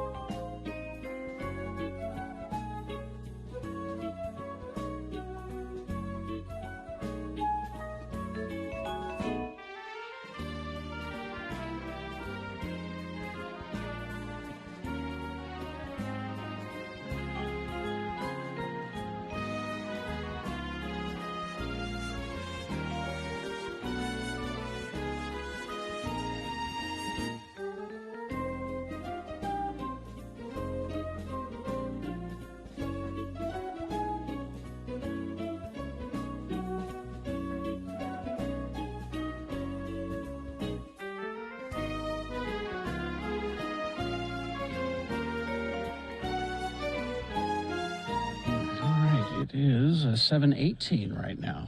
Broadcasting live from John Watson Chevrolet in Ogden, 3535 Wall Avenue. And do me proud, Ogden. Do me any way you want, but do me proud too. And bring a lot of stuff here to John Watson Chevrolet. This is my hometown. I grew up on not on the northern part of Ogden, kind of the northern Ogden half. Yeah. As a matter of fact, 1309 Douglas Street, just above Harrison, between 7th. Is there a plaque? Between with your name 7th on and it? 2nd. Between 7th Street and 2nd Street. Bill Allred childhood home? I put one there, and then it was removed by the owners of the home. Because crowds were coming by. I drove by there once a few years ago, and just kind of slowly drove by when I was up in Ogden for something, and I looked at the house and I went, I have almost no pleasant memories of this place. None. It was that terrible feeling. It really was. But anyway. I drove by the ancestral home Yeah. Oh, yeah. When we were in Spanish Fork doing Right. this very same thing. Yeah. I went to Salem and drove past the ancestral home, and it was kind of I was disappointed. There was just so much heavy machinery everywhere. What? For Yeah. what? Like tractors and Tractors and ditch diggers and things like that. This guy obviously has his own construction company Oh, or I something, see. Or maintenance or whatever it is. I Yeah. don't know what, but They're parked in the yard, and so Dad's garden is just a parking lot. yeah. A parking lot of these big trucks and everything, and then there was a washer out front in the front yard. in the front yard. A washer. Oh, it's one of those people. And I'm like, wow, Yeah. okay. I mean, I know that property went for a pretty good price. Yeah. So I know you got a little bit of money. Yeah. You're not taking care of a damn thing, are you? Did you? It seems to me you told me this, or I infer this, that you also had the feeling of, why haven't they torn this place down? That's what I would have done. Yeah. I would have bought it for the property. I tried to negotiate with my siblings. I said, look, let me just buy the property and I'll tear the thing down. And they were like, no, you're not tearing it down. What? Come on, there's no straight lines in this entire... Grandpa Kloss built it, and he was half drunk most of the time. That's why we want it here forever. And they're all about nostalgia. And I'm like, okay, why don't we tear it down and build a nice house and then sell it? Yeah. I mean, I think that you're absolutely right. That's what I would have done. But anyway, let's see. So let's get going. It's round one of your boners. 3 news stories now. These are examples of bad, stupid, or funny human behavior. You'll decide with your vote of these 3 candidates which one is the worst, which one deserves to go forward to Boner Fight and possibly become Boner of the Day. Winning here does not make it Boner of the Day, for you see round 2 comes up at 8:20 this morning. We'll do this again with 3 more candidates. Get another winner there. Then we'll take both winners, send them forward to Boner Fight. You will vote for Boner of the Day at 9:20. That's when Boner Fight happens. All right. So let's do this round 1. Here we go. 2 candidates now. A third after the news. Once you've heard all 3, you'll vote. One of you lucky random boner voters will receive a Can't Buy It, Gotta Win It Radio from Hell boner t-shirt. Boner candidate number 1. Well, we were trying to teach the little bounders a lesson. A chocolate company has apologized after leaving some children in floods of tears after they discovered that there were no chocolate treats behind a window. The parents who had bought their kids an advent calendar from Tony Chocolonely contacted the company. No chocolate in this, and they confirmed that, yes, we have left the chocolate out on purpose. On purpose? Yes. What's the point of that advent calendar then? Remember the title. We were trying to teach the little bounders a lesson. Okay. So Tony Chocolonely is a fair trade company. Oh. And they are very, I really appreciate what they do and how they deal with, buying chocolate. They talk about slave labor around the globe, harvesting cocoa beans. It's a very real thing. Yeah, and they will buy only from people, that they know don't do that. So they left out the chocolate as part of a bid to educate consumers about inequality in the chocolate industry. This was then followed up by there was no chocolate on December 8th. Then there were 2 chocolates on December 9th. It was a bid to highlight the imbalance of the chocolate industry. But that was pretty hard for children to understand. Kids aren't going to get... Put that in the parent advent calendar if you want. Kids aren't going to understand that. Show them the documentary on Netflix about the chocolate industry, but leave the advent calendar alone. One parent said, my 8-year-old daughter was in floods of tears at the disappointment. She has ADHD and she was is awaiting a possible autism diagnosis. So what's small upsets like that are a big deal to her. The kids aren't going to get your message. This is a parental message. You need to. Tony's Chocolonely at the company said, at Tony's, we use our products to communicate our mission to make sure that 100% slave-free chocolate is the norm. But we are very sorry. We shouldn't have done it that. Do you want to know how spoiled my kids are? Just to go back to that. Yeah, they are really spoiled. When I was growing up, we had one advent calendar for 6 kids. In my day. Granny Gina. And so, you had to, I only got a chocolate every 6 days. Okay. I know exactly what you're going through, because right now we have one wine advent calendar for 2 people. That's terrible. And you that's- have to share. We have to share, and that's just not... Boner candidate number 1. Well, we were trying to teach the little bounders a lesson. Boner candidate number 2. In our next ad, we were going to milk them. Online critics have slammed a milk ad campaign as being, I'm not going to do this, there's a bad pun here, being misogynistic. Whoever wrote this wrote misogynistic. Oh, boo. And now- misogynistic. And now a major dairy brand is apologizing for their bizarre commercial depicting women morphing into cows. Ugh. We sincerely apologize to everyone who felt uncomfortable with the milk commercial, said a representative of Seoul Dairy Cooperative, South Korea's leading milk producer. They posted their apology online. We are accepting this matter seriously and will take extra care to prevent similar instances from occurring in the future. We bow our heads in apology. Suffice it to say, the demeaning depiction caused Twitter to explode. Not a single brain cell in the whole writing room, huh? Wrote one.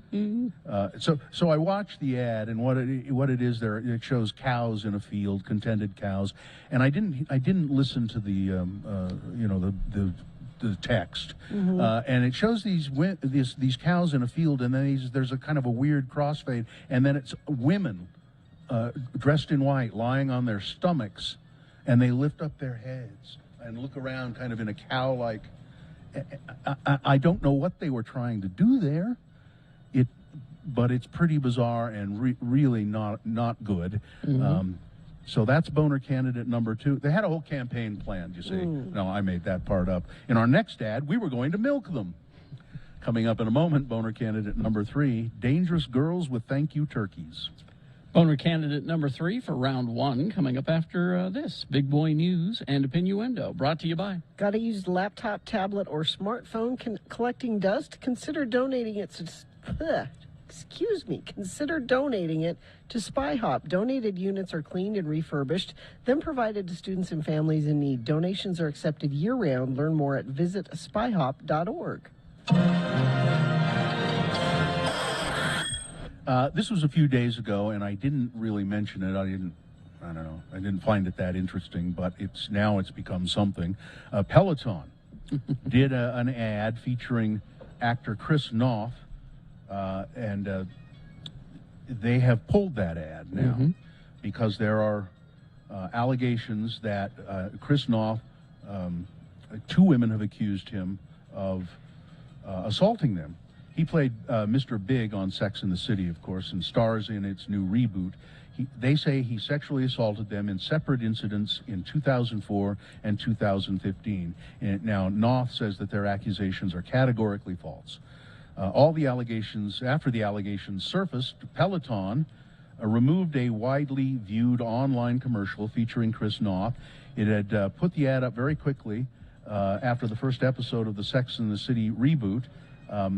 The HBO limited series, they depicted Mr. Big dying of a heart attack after riding a Peloton bike in the series. In the series, so the ad says, "Well, look, he's come back to life." And it's a clever ad, Yeah, it and is. Ryan Reynolds, I guess his marketing company's behind it.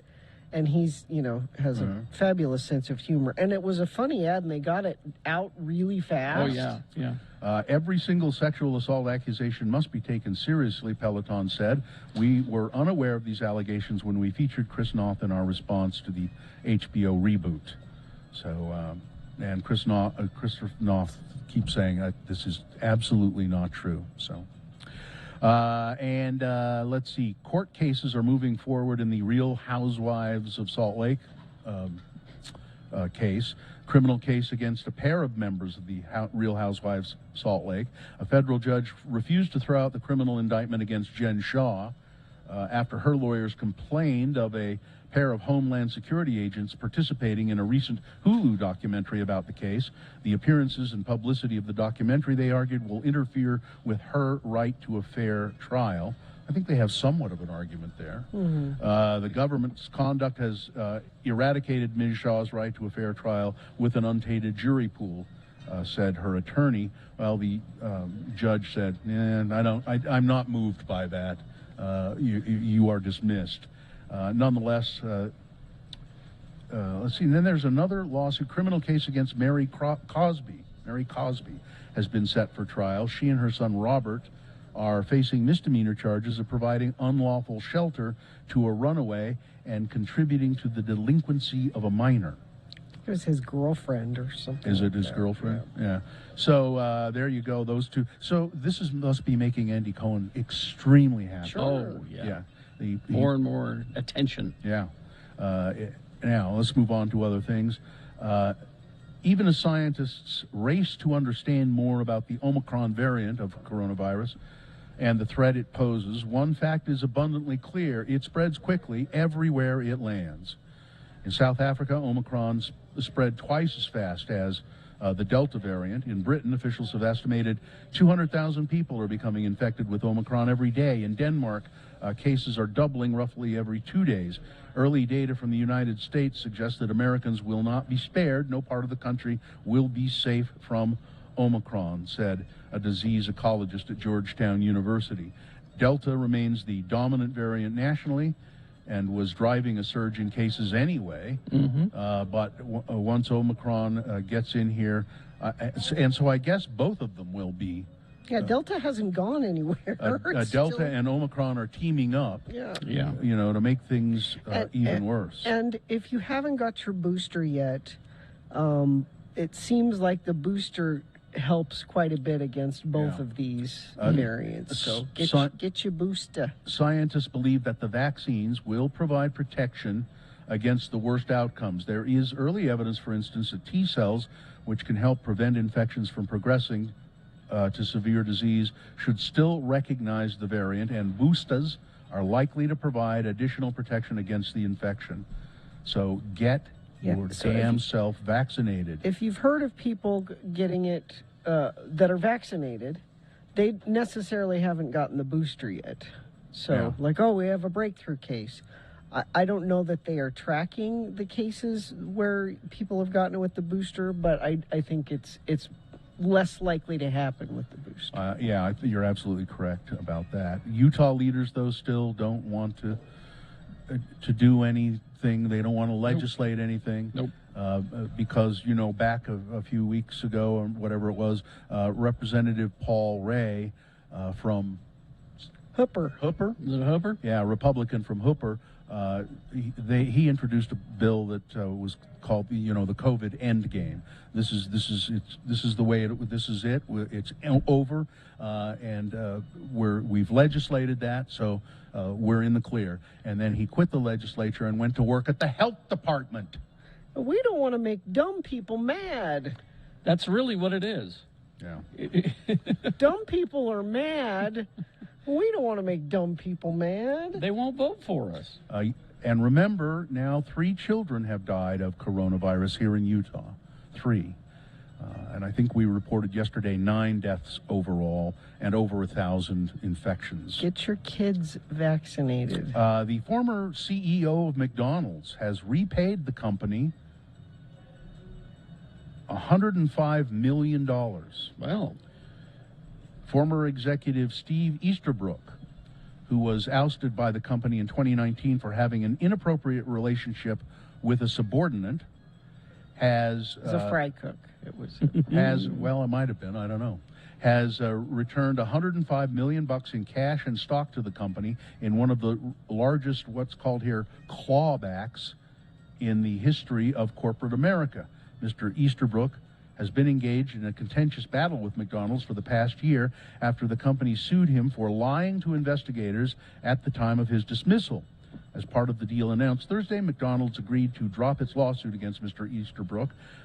Now, this relationship that he had in 2019 with a subordinate was a consensual relationship, but McDonald's has a strict policy that you don't fish off the company pier. You do there. I'm sorry, no relationships among employees. If you want to have a relationship, then both of you have to quit. That's just the way. Or certainly not between subordinates and their bosses. It says any employees. They just don't. We just don't tolerate that, or we don't want it. So He repaid $105 million. This is strange.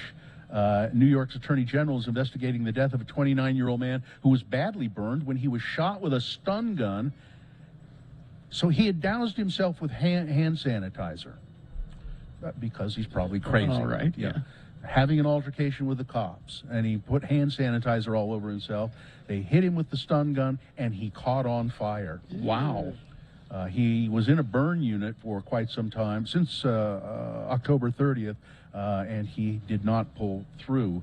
He didn't make it. Are we done? Yes. Oh, okay. Weather, traffic. So it's chilly, really cold, and only going to get up to 33 for a high today. And we hover in the low 30s as highs, looks like all weekend long. And, tonight, overnight low of 13. Cold. That's why we need you to donate blankets to the Yes. road home, and coats, Boots, hats, socks, gloves. all that. It's amazing how much just a dry pair of socks does for people. Even if you can just do that and bring it here to John Watson Chevrolet, that would be great. Let's see. Traffic. Friend of the program texted this in. Accident eastbound I-80, right lane blocked, 2 cars and a cop in the road just after the 17th East Bridge. Thank you for sending that in. Crash eastbound I-80, 7th East in Salt Lake. The right lane affected there. And looks like that's it. If you want to send in some traffic, you can. Just make sure it's safe for you to text. 33986 is where you do that. The 2022 Sundance Film Festival is coming January 20th through the 30th. Online and in person, explore the lineup of the world premiere films, virtual reality, conversations, and more at festival.sundance.org. All right, you ready for boner candidate number 3? Sure. It's a good one. Blackfoot, Idaho. The sheriff of Bingham County in Idaho is facing felony charges after investigators say he pulled a gun on a group of girls and dragged their youth group leader out of her car by her hair and threatened to shoot her while holding the gun to her head. The Idaho Attorney General's office on Tuesday charged Sheriff Craig Rowland with aggravated battery, assault, and exhibition of a deadly weapon. Rowland told Blackfoot Police Chief Scott Gay that he had really screwed up during the November 9th confrontation, which happened after a youth group came to his door. 7 girls, ages 12 to 16, were delivering paper thankful turkeys to people around the neighborhood as part of a youth group activity. I'm not sure what those are, what it's for, but it sounds harmless. Yes, the girls would deliver the turkey thank you notes by taping them to a recipient's door, ring the doorbell, and run away before the person inside could see who had left the note. Rowland told investigators at about 8 p.m. his Yorkie began to bark. He went outside and he saw 2 people running from his house.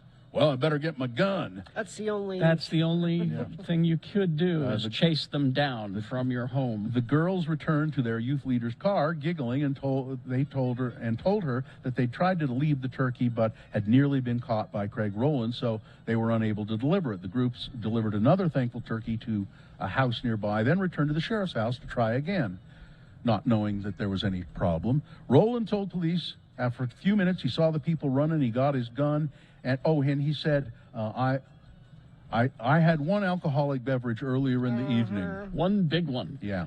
He had to mention that because, he had to. When they got up on the porch, he opened the door, pointed the gun at the girls, and ran to the car. And he went out to the car, and the group leader was sitting there behind the wheel, and he said, "Get out of the car." And she said, What's going on? What's going on? And he opened the door, grabbed her by the hair, pulled her out of the car, and held the gun to her head.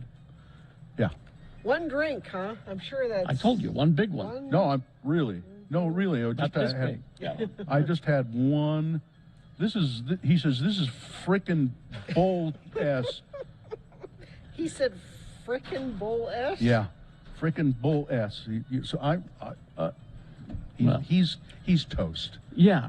With good reason. Boner candidate number 2 or 3, dangerous girls with thank you turkeys.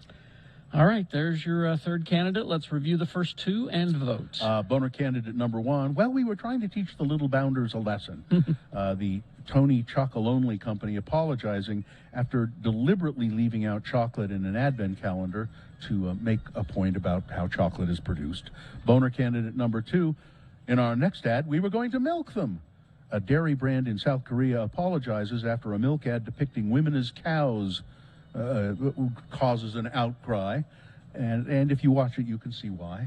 Boner candidate number 3, dangerous girls with thank you turkeys. Okay, here we go. This is round 1 of your boner voting. You've got to decide of these 3 candidates which one is the worst, which one deserves to go forward to boner fight, possibly becoming boner of the day. We'll do this again at 8:20 with 3 more candidates. We'll get another winner there. Then we'll take both winners and put them against each other. Boner fight happens at 9:20. Between those 2 champions, you'll decide boner of the day at that time. Right now it's round 1, so let's focus on that. Send one of these 3 forward. 1, 2, or 3. Remember your candidate number, the one that you think should win.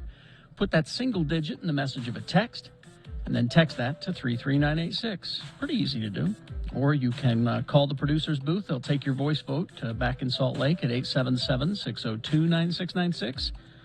Or you can go online, x96.com. Look for the box that says Boner Voting, December 17, 2021, and vote there. You have until the end of these messages to do so, so let's go. This is round 1.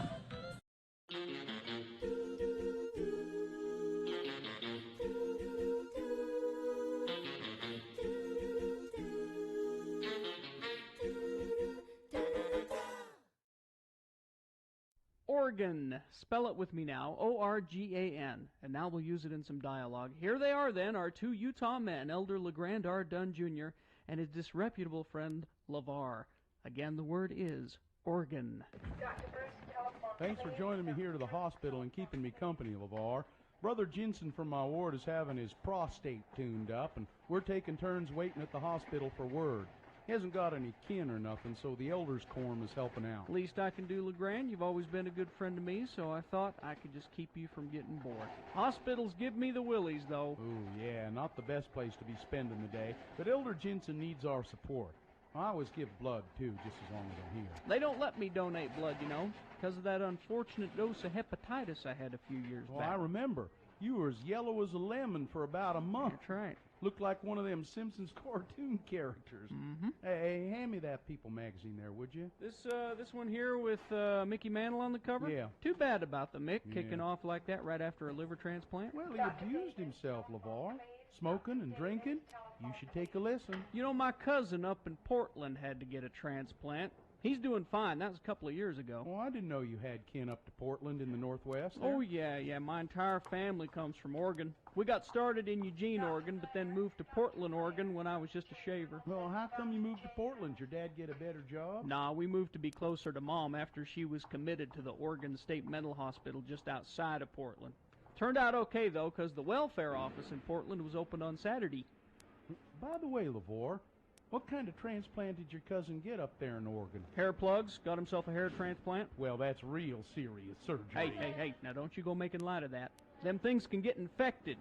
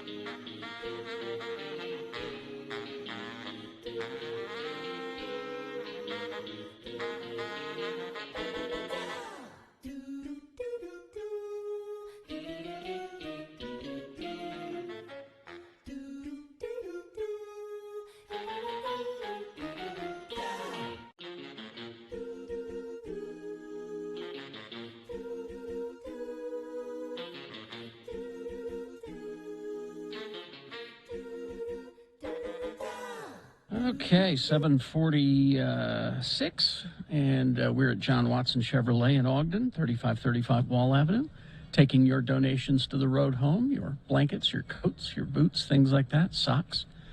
We'll be here until 10, but of course the Rocky Mountain Chevy dealers are open, taking your donations all weekend long.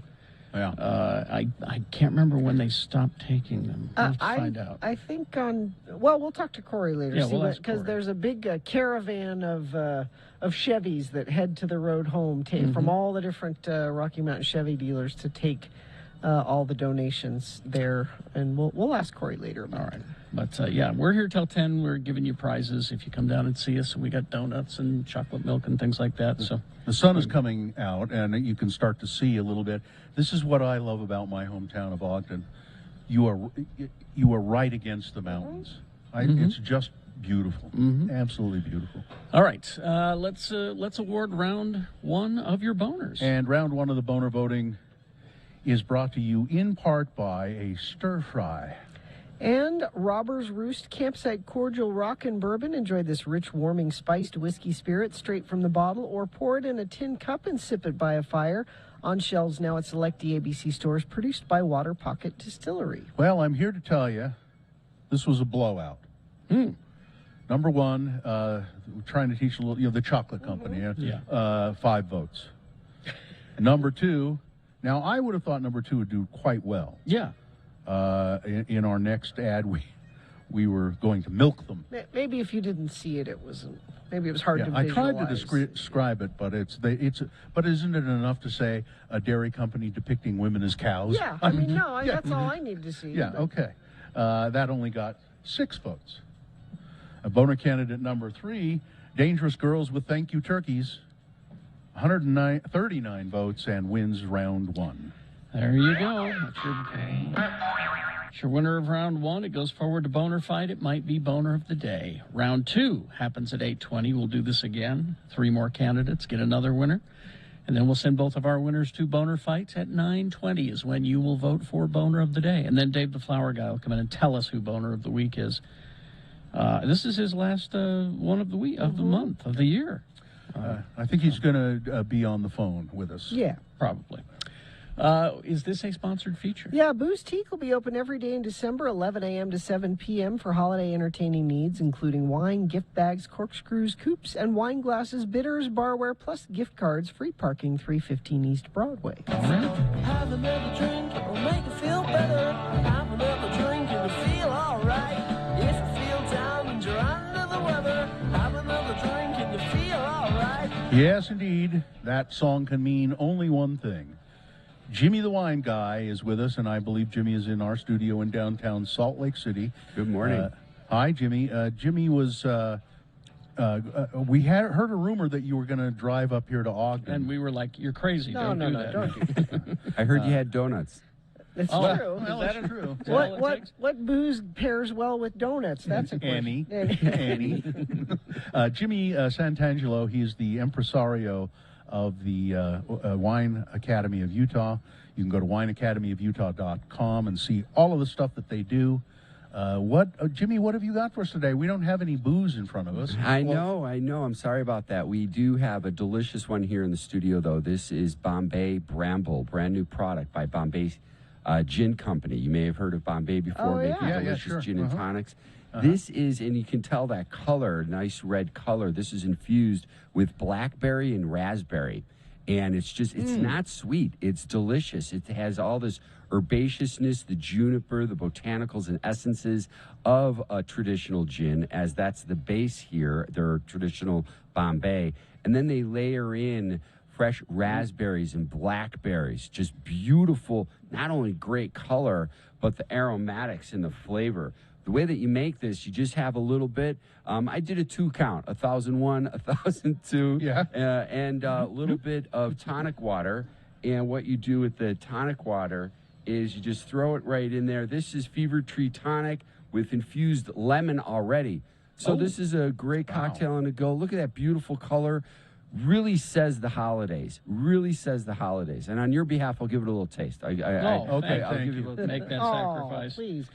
Yeah, if you go to x96.com/live, you can see Jimmy just showing you the beautifully colored gin that he's talking Now, about. Jim- And you don't think of gin as having a color, so that's a weird thing to say. Now, Jimmy, I will tell you, you probably know that I really like gin. I mean, I like gin drinks, mixed drinks, martinis, gin martinis, any drink with gin in it I adore. And I would also tell you that I am coming back to the studio today. I'm this coming doesn't back come off the shelf. It's stuck on the counter. I don't know what's going on. Now, would you use this, Jimmy, as you would a traditional gin, like in a martini, like Bill was talking about? You know, it's funny you mention that. I was playing around when I was tasting this yesterday and this morning before coming in. I was thinking about, wouldn't it be fun to have like a cranberry or a raspberry martini with this as the base? And I really think a strong shake this, dilute it, really will bring out the other essences in this spirit to make a great holiday martini.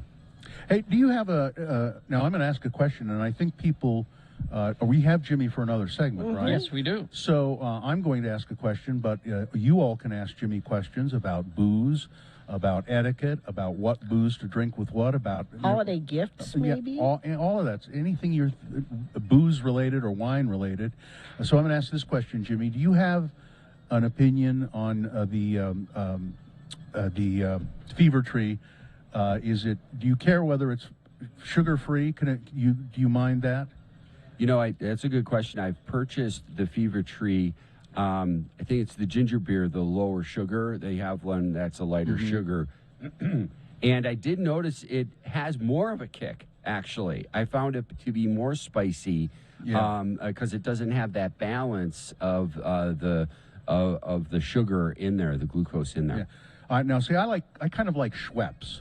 And I buy sugar-free Schweppes, and it tastes stronger. It really does. It's better, I think. Schweppes. So, Jimmy, Wine Academy of Utah, what you got going on there? A ton of events. Check out the website. We're showcasing where we're at. We're firing up our Leo Libation wine dinners once a month. We're at the Gallivan Center. We go as far north as Logan, as far south as Cedar City. So we've got a lot of fun events coming up throughout the year. Also, don't hesitate in getting some gift certificates for either in-home wine events or join me on our Whiskey and History 2-hour walking and tasting tour throughout downtown. Always educational and entertaining. Yes, indeed. So if you have questions for Jimmy about any wine or booze or drinks or combination thereof, 877-602-9696. Jimmy is more than happy to lend his expertise to you at this time. So give it a call. Traffic, Gina, please. Yeah, we've got a crash northbound 5th West US 89. This is in Woods Cross at milepost 389. The northbound lanes are closed there.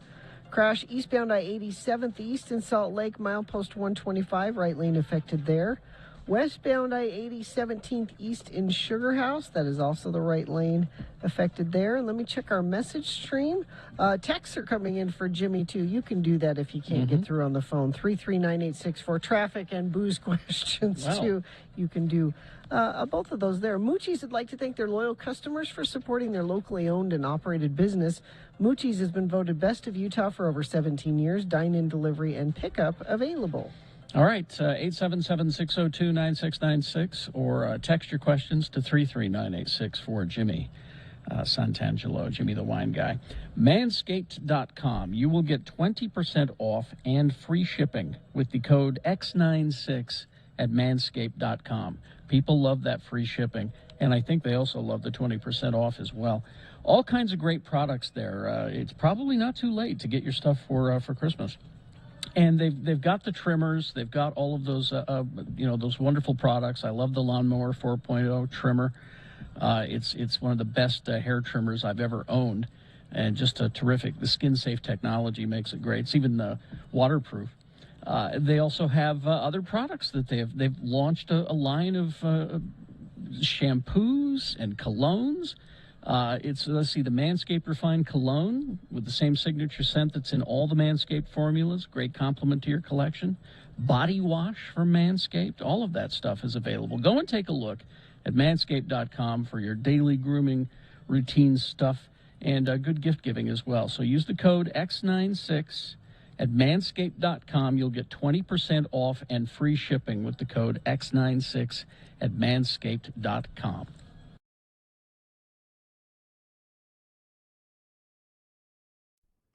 Hello, I'm Kerry Jackson. And I'm Bill Allred, and we want to tell you about a brand new Radio from Hell product. If you're a lonely guy, Like us. a lonely, hungry guy, then you'll want to rush out to your local supermarket, you know, the one where you never meet chicks, and buy Radio from Hell Lonely Man TV dinners. Lonely Man TV dinners come with a special pop-up picture on the lid. Just put your Lonely Man spaghetti dinner in the microwave oven. Then, after 7 minutes, take it out, peel back the lid, and there's a full-color photo of TV's The Nanny, Fran Drescher. This spaghetti is delicious, Fran. I know! Don't you just love it?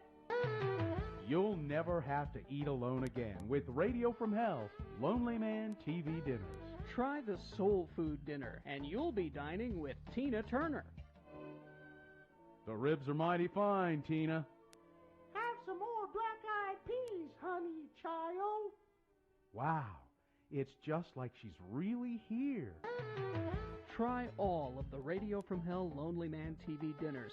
There's Kung Pao Chicken with Connie Chung, the Mexican dinner with Rosie Perez, Wieners and Kraut with Claudia Schiffer, and the all-American Yankee pot roast dinner with Sandra Bullock. And if you're watching your weight, try the Lonely Man Karen Carpenter dinner. Gee, Karen, this carrot stick looks really good, but maybe you should have it. No thanks. I ate yesterday.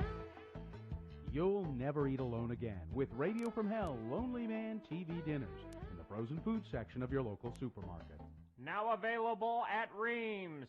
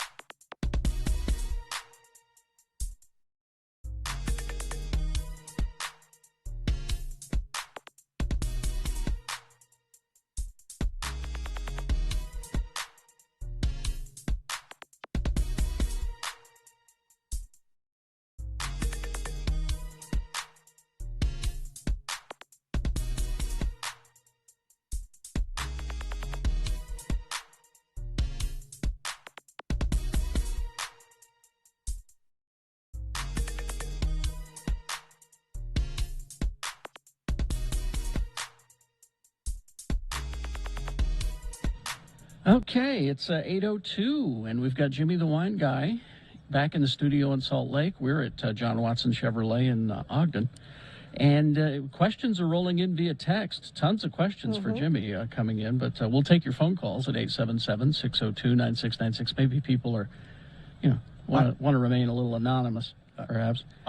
Jimmy is just, he's full of knowledge about all things having to do with wine and alcohol and drinking and cocktails and maybe what to give for Christmas, or to serve with your Christmas dinner. Yeah. So call 877-602-9696 and ask a question. We got some on text though. The first question, Jimmy, and I think this is a broad question because people have discovered that one liquor store may carry a certain type of liquor, the other store doesn't. It's irritating. Yeah. It's not uniform. And this person is asking specifically about what liquor store sells the Casa Dragones tequila that we talked about. But that's a good maybe question. this is a bigger question. Right. So there's two styles of stores, state stores. There's a wine store and a liquor store. They both carry both wine, spirits, and beer. However, a liquor store is only going to be so expensive in their wine selection. The liquor stores, like the one downtown here over by Pioneer Park, that's like store number 2. That's the second store in the state. And that has a whole host of all your liquors and spirits with few selections of wine. Whereas, and the spirits aren't that premium. And then you have the wine stores, the one here in downtown, 300 South, 300 East, the one over at 300 West over by Costco on 17th South, Murray Holiday Draper, so forth and so on. Those is where you're going to be able to find the Casa Dragones.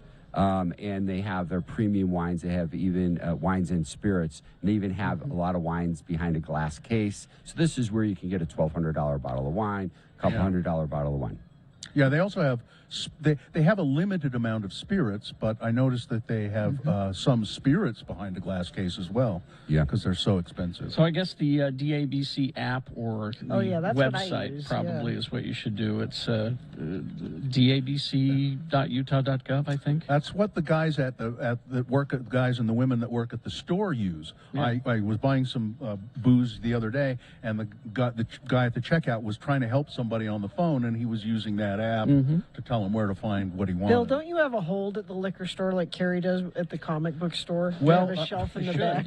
I wish they would do that, but that reminds me. I got to go in and order some more soju. They have declined so far. Any other questions? Here we go, Jimmy. I am serving a traditional Italian bucola at Christmas Eve dinner. What's that? It's a tomato-based soup with cod in it.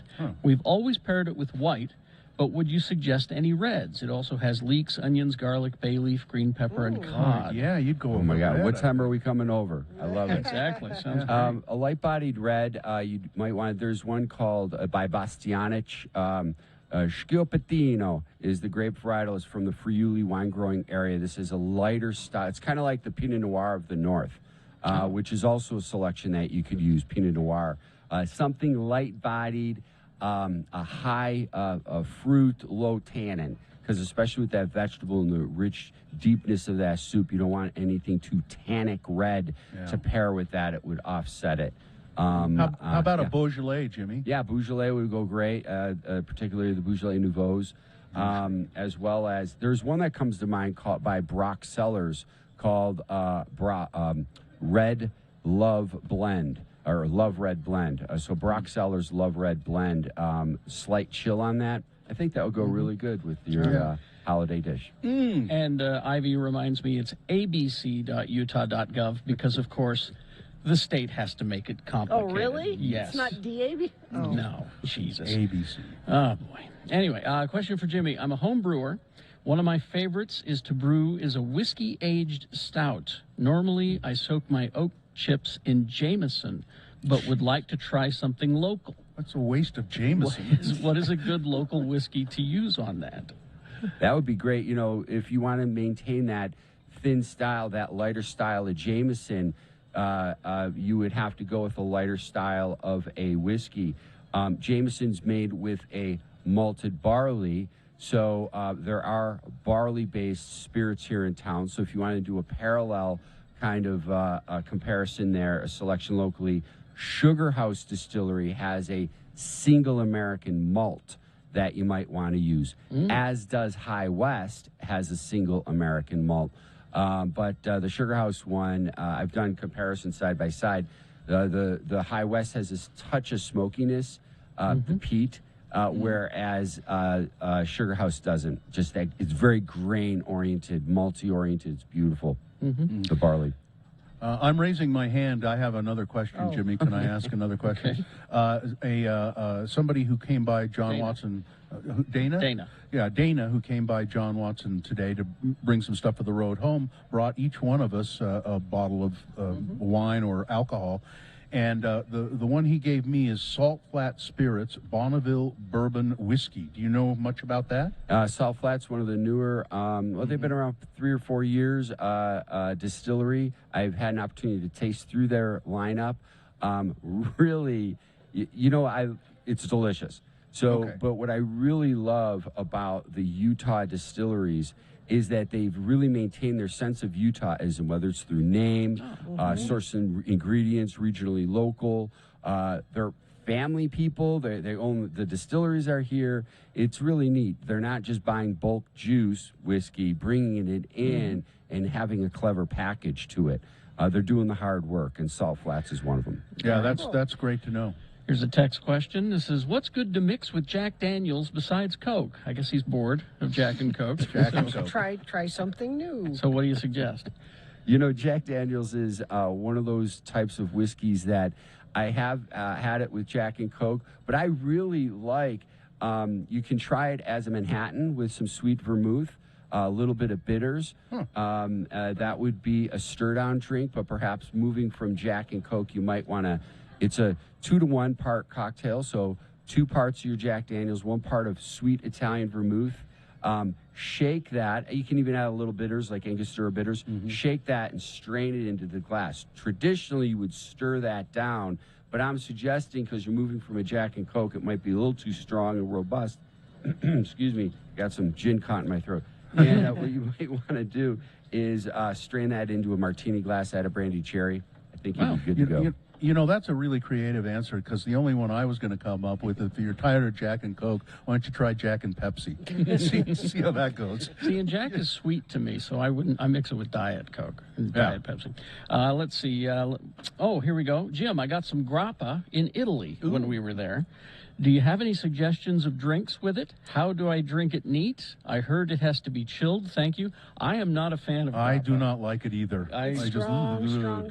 Yeah, what do you do with it, Jimmy? Keep it away from open flame, first off. Avoid it. Chilled is best, absolutely. We traditionally have it neat in a tall, thin, thimble-style glass. There are, the grappas, particularly from Italy, have that more stronger, higher alcohol characteristic to it. There are grappas here that are made in the United States, or a high premium spirit, spiritus liqueur made in the style of grappa. Don't call it grappa. Yeah, you're right on track. You got to keep it chilled. There's not a lot of one thing. This is what I was thinking of. You can take a little piece of citrus, like a little lemon, and express it over the top, expressing those oils from the peel of the lemon, and that will give it more floral. And then just literally put your finger in a glass of water and a few drops in there will help open it up as well. There you go. Jimmy does that with neat bourbon too. Just a little drop of water. And finally, this question, Jimmy, I'm a dude, but I love Bailey's Irish Cream. Is that wrong? And to which I say, yes. To which I say, pour it in your coffee. Pour it in your coffee. So there's a brand new part. Bailey's is great. There's a brand new product that's out on the market. It comes in an awesome, it looks like a milk bottle. It's by 5 Farms, and it's a premium Irish whiskey liqueur, cream liqueur. So it take Bailey's and amps it up. It's single sourcing, like from the cow milk. It's got Jameson blended in it, and it's just not Jameson, but a whiskey from Cork, Ireland, and it is delicious. I just featured it as a holiday wine buyer's guide and spirits buyer's guide class that we did, and blew everyone away. The vanilla and the caramel coming through, very subtle. Not too creamy, thick and rich, just delicious. I'm going to the liquor store today. Man, sounds to me like I just drink that out of the bottle. What? That's right. What? How does that run? Is it very expensive, Jimmy? No, it's the price doesn't come to me offhand. I can post it on the site, but it's reasonably priced. All right, and it's a So seasonal you could- release, so it's limited. You see what we say when we say Jimmy knows everything about this stuff. Pretty And much. That's why you need. You can't throw him. No, exactly. That's why you need to go to the wineacademyofutah.com. Yeah. And sign up for a class. Jimmy has all kinds of information on that website as well. You can learn to be a wine steward. Learn to be a wine steward. He'll teach you how to do that as well. All right. Jimmy, happy holidays. Thank you very much. Yes, happy holidays to each and every one of you. Thank you so much. I left some empties there for you, Jimmy. Don't take those home, okay? Sounds good. Thanks, Make guys. sure Katie gets those. All right. Thank you, Jimmy. All right, traffic, Gina, please. Yeah, Cottonwood Canyon travelers, the road conditions in both canyons are running wet in the lower areas and slushy, patchy ice in the upper sections. Showers are continuing, I guess, up in the canyons, but decreasing trend in the afternoon, tapering off by 6 p.m. An additional 3 to 5 inches on the road, they're saying up there, and I know lots of folks wanting to take advantage of the snow we've gotten and do some skiing today. Crash eastbound US 189 at milepost 13. This is about 4 miles south of Provo. It's off to the right shoulder. Crash northbound 5th West, US 89 at 100 North and Woods Cross. Northbound lanes are affected there. And eastbound I-87th East in Salt Lake. And let me check our message stream. Most of you are just texting in questions for Jimmy, but you can send in traffic. Yeah, that's somebody said traffic update on Big Cottonwood Canyon. I just gave you that. But if you see something you think friends of the program need to know about, you can text us. Just make sure it's safe for you to text 33986. Got to use the laptop, tablet, or smartphone collecting dust? Consider donating it to Spy Hop. Donated units are cleaned and refurbished, then provided to students and families in need. Donations accepted year-round. To learn more, visit spyhop.org. Okay, Boners Round 2 coming up. Here are the candidates you will consider. Number 1, you may not have a panty on your head. Boner candidate number 2, oh, that's good. Now cluck like a chicken. And boner candidate number 3, kick the kicker. Boners Round 2, Big Boy News, all coming up after these. We're broadcasting live from John Watson Chevrolet, taking your donations for the road home. Jeremy brought by some blankets and children's snow gear. And let's see, Kaya, warm clothes and gloves brought in. And Nice. more people are filing in. When you come in to make your donations, be sure to take one of our coffee mugs, stuff like that. And we got the orange juice and chocolate milk up there. 3535 Wall Avenue here in Ogden, John Watson Chevrolet. I think I'm going to have to, in the break, go across the street. I could tell those people they've misspelled the name of their business, Collision Center, but they spelled center C-E-N-T-E-R-Z. Maybe it's a proper noun, Bill. Huh? Maybe that's their last name, and it's not The spelled Center's wrong. family, yeah. Huh. Could be. Huh. Could Okay. be. I mean, I'm sure it's not. All right. We'll be back after these. X96. At X96. Let's go to, did you say Jennifer, Katie? Is that who that is? Jeffrey, sorry. Hi, Jeffrey. Hello. What's up with you today? So I just was rather interested with saying it was Hobbit Day, and it's like September 23rd. Oh yeah, that is Bilbo and Frodo's birthday, isn't it? But the calendar is wrong. The Shire calendar is actually off by a few weeks from us, if you actually go into that. I had no idea, The but thank Shire you. calendar. Yeah. Actually. Yeah. Shire calendar. And I made a point of looking into this simply because I got into a habit of reading Hobbit and Lord of the Rings every year on what would be the anniversary of when Bilbo takes his adventure to the Lonely Mountain. And when is that? I want to say that would be April 25th Shire calendar, which is, I believe, something closer to April 15th. Can I ask you, Jeffrey, do you have a girlfriend or a wife? I do have a wife, actually. Really? We've been Her married name is a little over Galadriel. 5 years, and Yeah? and we got together as a result of board game night. That's That not makes surprising. That's not surprising. I am glad you have each other. Well, Jeffrey, thanks for being a friend of the program. It's wonderful to hear from you, and thanks for enlightening us about the Shire calendar. Thank you very much. We'll see you later. It's nice to have Jeffrey out there to get us that information. That is handy. Yeah. All right. Okay.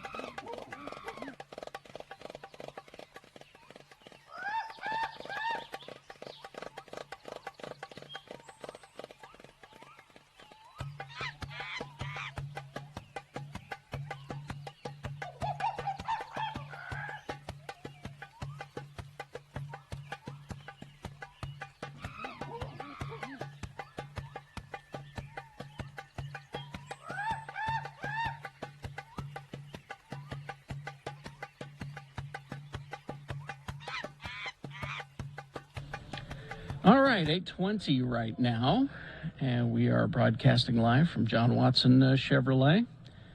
And we're taking your donations, physical donations, while you're here. There's a lot of great stuff here for you if you bring down a donation. Dave brought in some blankets and 2 big cases of diapers. Thank you. They need those. The bigger size diapers are the ones they're looking for. Mm-hmm. And so we're sort of killing time. We lost our internet, and now everything's frozen up. Bill lost all of his news. I think I've got mine back here. So it's a good time to remind you, John Watson Chevrolet, 3535 Wall Avenue in Ogden. We've still got donuts and chocolate milk and orange juice for folks. And gosh, I just think it's fun to come here and look at the showroom here because it's like a car museum. Yeah. Mm-hmm. There's all these old Chevys here that are just beautiful cars here in the showroom. This good-looking Malibu right out here in front. This white Malibu. I don't know what year that is. It looks like it might be a late 60s, early 70s or something like that. Beautiful cars. We got to get Corey over here to tell us all about them. So bring your stuff for the road home. We do this Road to the Road Home, and Rocky Mountain Chevy dealers partner with us to make it easy for you to donate. We have such fabulous friends of the program all up and down the Wasatch Front, and traditionally it's been difficult for some of you to get to our road home broadcast that we've done for years and years. And so we come to you, and Rocky Mountain Chevy dealers help you do that. Now, you don't have to come while we're here today. We'd love to see you and give you a prize if we could, but they'll be accepting donations throughout the weekend at least for the road home stuff, everything from pregnant moms to grown people and everything in between. Yeah. Okay, I'm back. I got it all set here. All I right, think. good. Let's begin then with round 2 of your boners. Presenting to you now 3 news stories. These are examples of bad, stupid, or funny human behavior.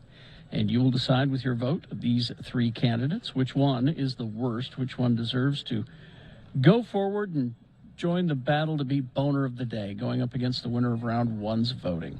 All right? Boner fight will happen at 9:20. This is for round 2. You want to send one of these 3 candidates forward. Here we go. 2 candidates now. A third after the news. Once you've heard all 3, then you will vote, and one of you lucky random boner voters will receive. You know, we have some here, too, as gifts for people that come by and see us. The Radio from Hell tote bag. They're enormous. You could probably fit a car in there. No. Can't actually fit No, a car. you But they're couldn't. big. As a matter of fact, there's a disclaimer on them, will not hold a car. All right, here's boner candidate number 1. You may not have a panty on your head. Did you hear about this? I watched the video. You hear about this? I didn't watch the video, but geez. A Cape Coral man says he was kicked off a United Airlines flight Wednesday morning because he was wearing women's underwear as a face mask. He argued it covered my nose and mouth and complies with the TSA guidelines. My whole goal was to be a jerk, and I succeeded. Adam Jenny tells us that he thinks that the rule requiring people to wear masks on a plane is silly. Because he's a scientist. Well, but he heard the CEOs of 2 major airlines say that you don't need a mask. Yeah, that was not helpful. Why did they? That's why I fly Delta. That's why I... It's federal law, at least until May, that you have to have one. Unfortunately for him, staff on United flight from Fort Lauderdale to Washington didn't find it funny. There was a video, as Gina mentioned. You can see Mr. Jenny's bright red panties hanging on his face as he gets walked off the plane. He said he was trying to show why the rule doesn't make any sense. Blah, blah, blah. Yeah, well, you really showed them, Mr. Jenny. You really did. And, you know, if he gets put on a no-fly list... Which is what I hope happens to all of these tools. Boner candidate number 1, no, you may not have a panty on your head, son. Here's boner candidate number 2. Well, that's good. Now cluck like a chicken. Gina sent me this one. Many fans of the international beauty pageant were left bewildered. This is the Miss Universe pageant. They were left bewildered after the host, Steve Harvey, asked one of the top 16 finalists to do her best animal impersonation on stage, while all of the other women were given the chance to talk about their accomplishments. Miss India, Harnaz Sandhu, seemed taken by surprise as Harvey told her, I hear you do some pretty good animal impersonations. Let's hear your best one. Oh, my God, Steve, I was not expecting to do this on the world stage, she told him. I was wanting to talk about my platform and things I care about. She took it all in stride. Well, I have to do this. I have no other option, she joked. Sandhu said that since she loved cats, she would do her very best to impersonate one. Brace yourselves, everyone, she warned before letting out a few very impressive meows. It was a moment that stood out to many viewers who questioned why Sandhu had not been given a meaningful moment, a question to share more about herself. Ms. Panama, Brenda Smith, was able to talk about getting a position at the UN.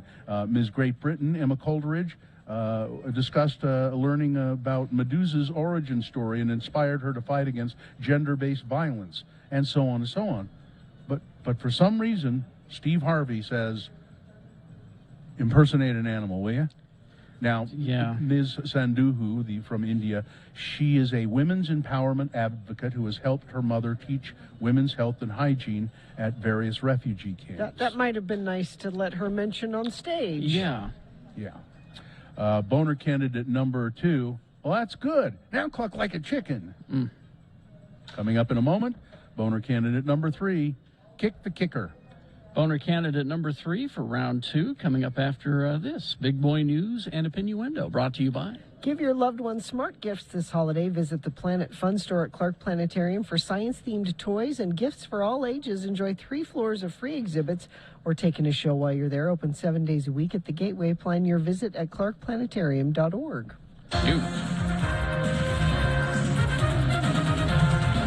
Tragedy. He was one of a kind, an original. He will be missed. His name is Ken Kragen.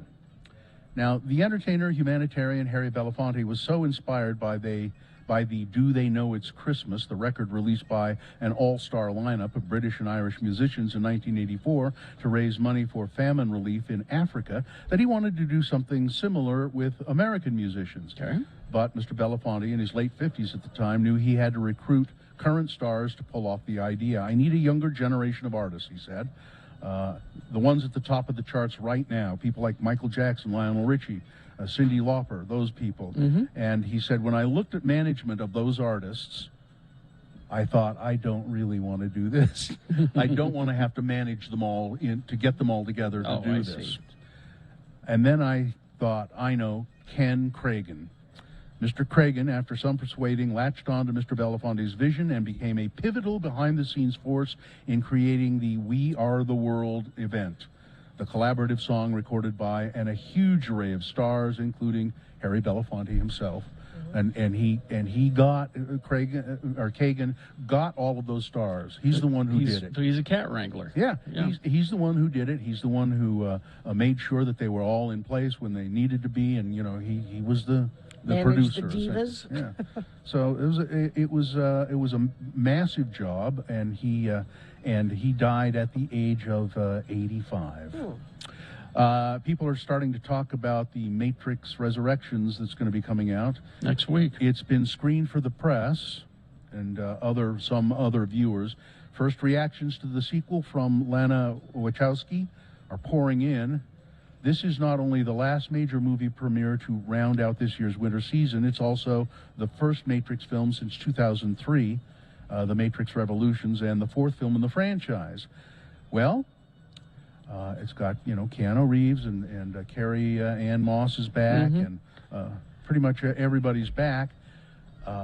People are saying that it's really pretty solid. They're happy with it. Well, they regret 2 and 3.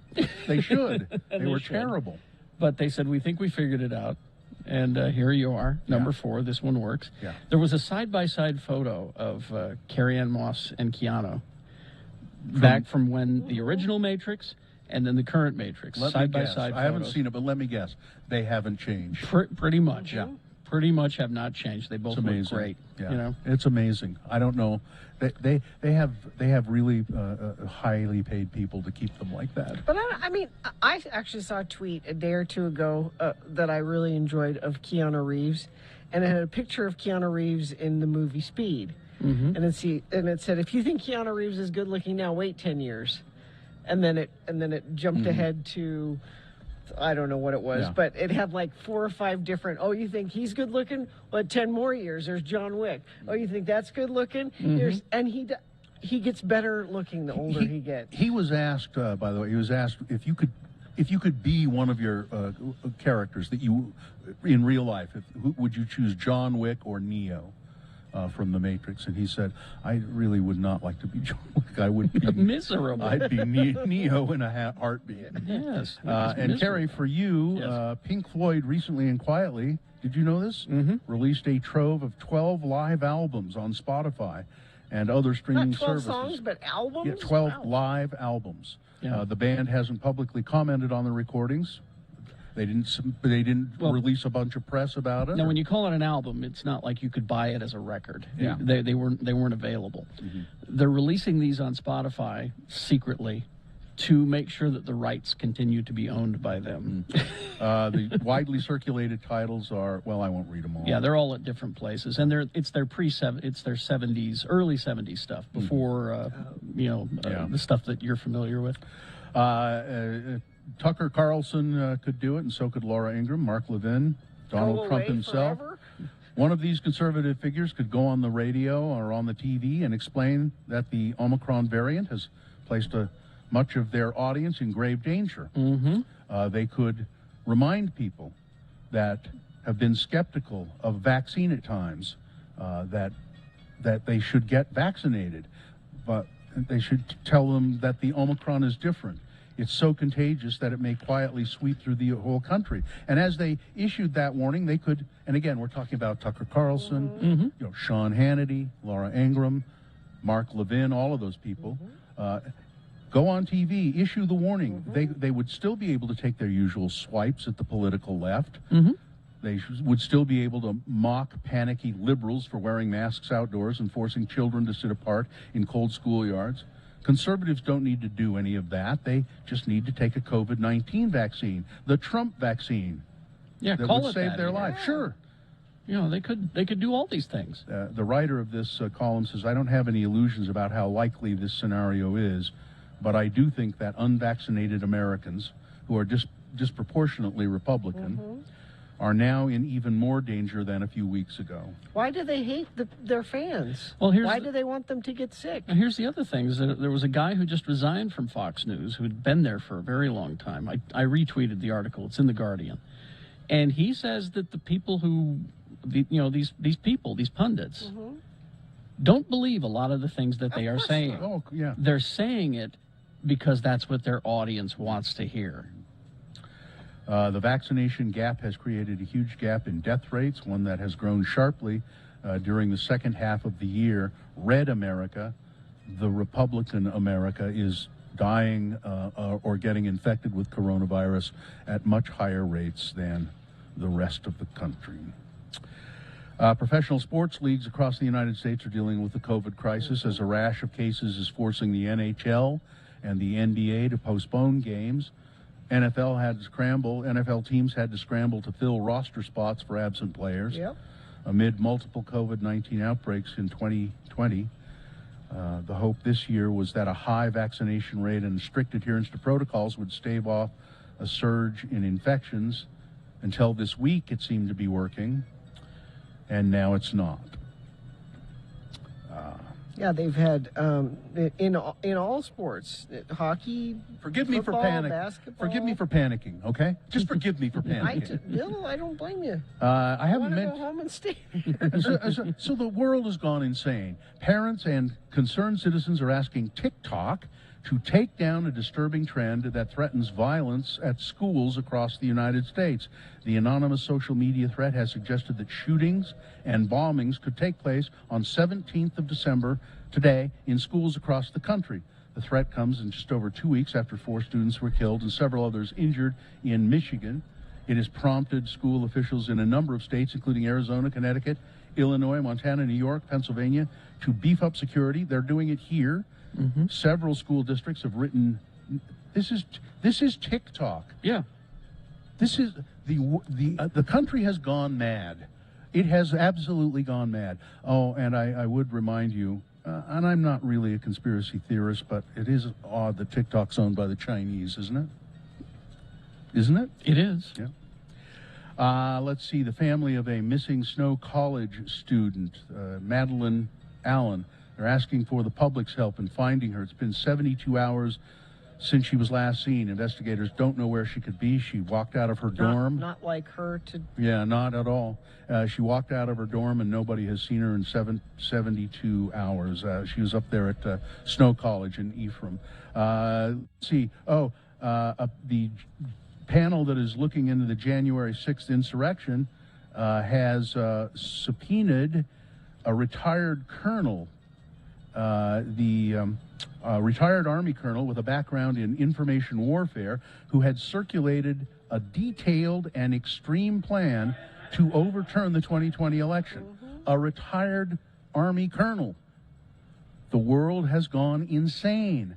Donald Trump has endorsed Lauren Boebert within 24 hours of Congress rebuking her for making Islamic comments. And Uber is moving toward driverless deliveries, and they have started it in some places. Good luck with that. Driverless deliveries.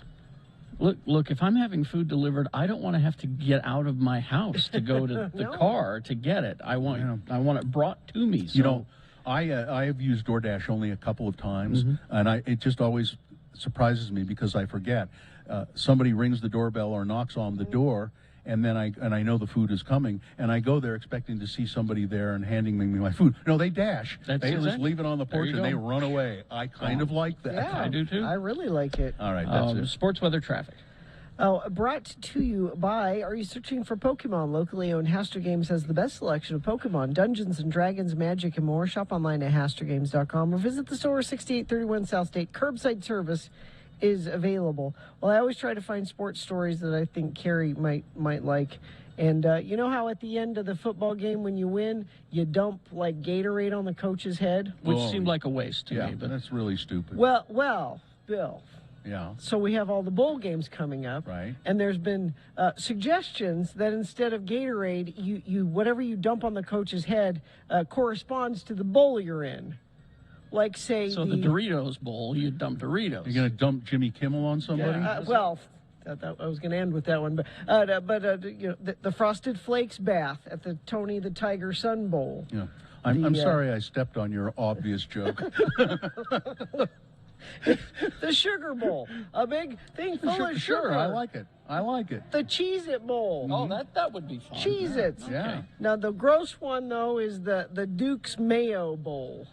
So it's a big vat of mayonnaise dumped on. No. No. Okay. Jazz play tonight. They are home, and it's a 7 o'clock game against the San Antonio Spurs.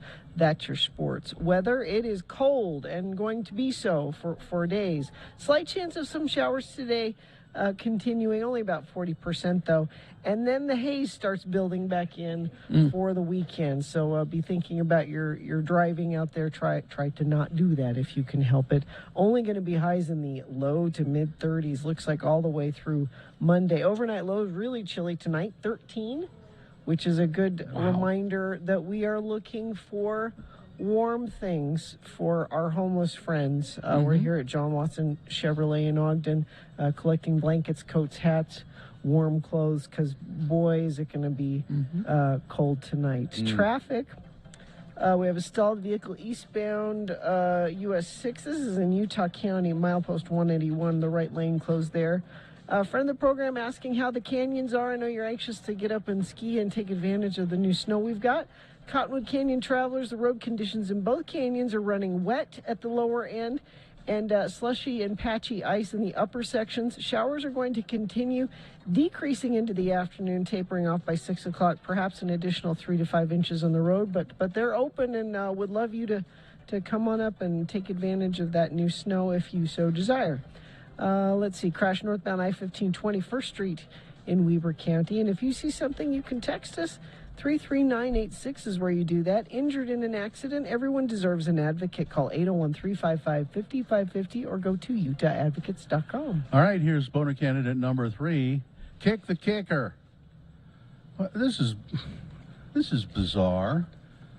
The Urban Meyer situation in Jacksonville was seemingly growing more toxic by the day, and indeed it was, and so they've let him go. Urban Meyer will no longer be the coach of the Jacksonville Jaguars. The last straw that led to his firing this might be it. First-year kicker, or former kicker, Josh Lambo, revealed to Rick Stroud of the Tampa Bay Times that Urban Meyer kicked him as he was stretching with his teammates at a practice back in August before the final preseason game against the Dallas Cowboys. I'm in a lunge position, left leg forward, right leg back, Lambo said. Urban Meyer, while I'm in that stretch position, comes up to me and says, "Hey, dip ass, make your effing kicks," and then he kicked me in the leg. Motivation, that's what that is. That is motivation. I'm speechless. It's Urban Meyer deserved to be fired. Yes. Boner candidate number 3, kick the kicker. All right, let's review the first two and vote. Boner candidate number 1, son, you may not have a panty on your head. A Florida man, thinking he was being really clever and making a point, was kicked off a flight for wearing women's panties on his face as a face mask. Boner candidate number 2, well, that's good. Now cluck like a chicken.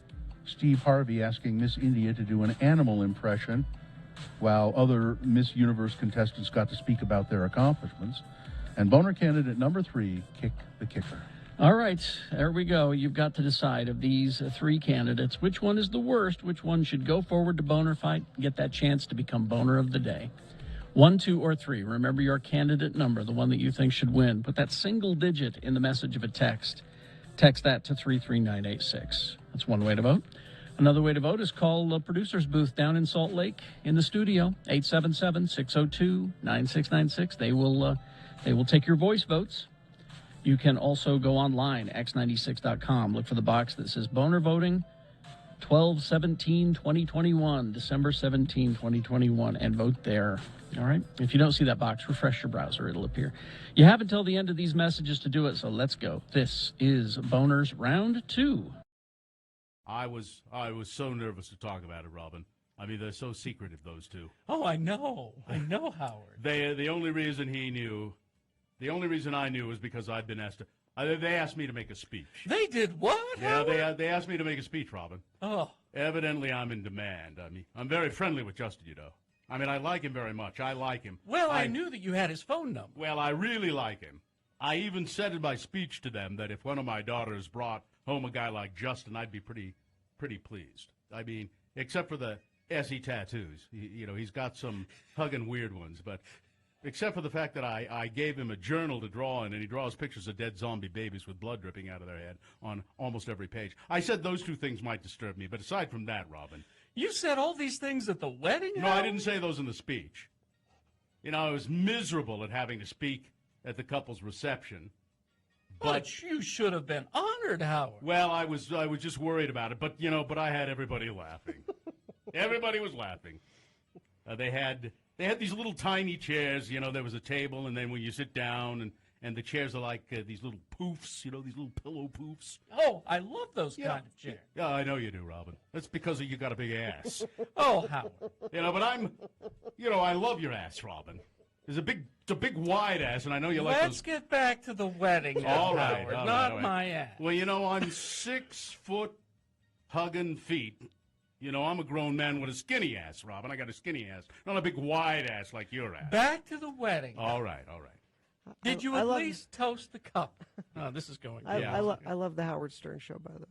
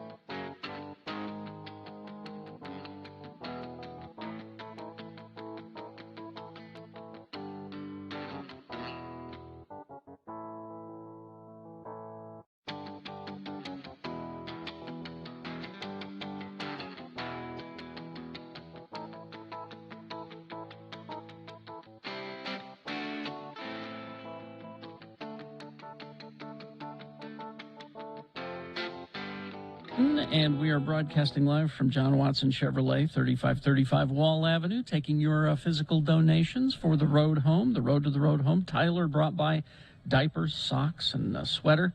Helise brought in some feminine hygiene products. The charming Chantel brought in some feminine hygiene products, some diapers, socks, and warm clothes. Sue brought in a $50 donation. I've Amberly brought in pots and pans. That's a good one. We haven't mentioned that so much this morning. You know, the whole point of the road home is trying to get people into permanent housing, and they need stuff to furnish their places with, like pots and pans. Oh, nice. A vacuum cleaner? Yeah, I brought that. Oh. Anyway, all right, let's bring in your donations. We're here till 10, but the Rocky Mountain Chevy dealers are taking your donations while they're open all along the Wasatch Front at your convenience. Let's award round 2 of your boners and then talk to Dr. Dunn. You don't vacuum around your house anymore? Okay, let's see, we'll announce the winner, but I have to tell you that it's sponsored by... In part by Stir Fry. You know, a lot of stuff in it.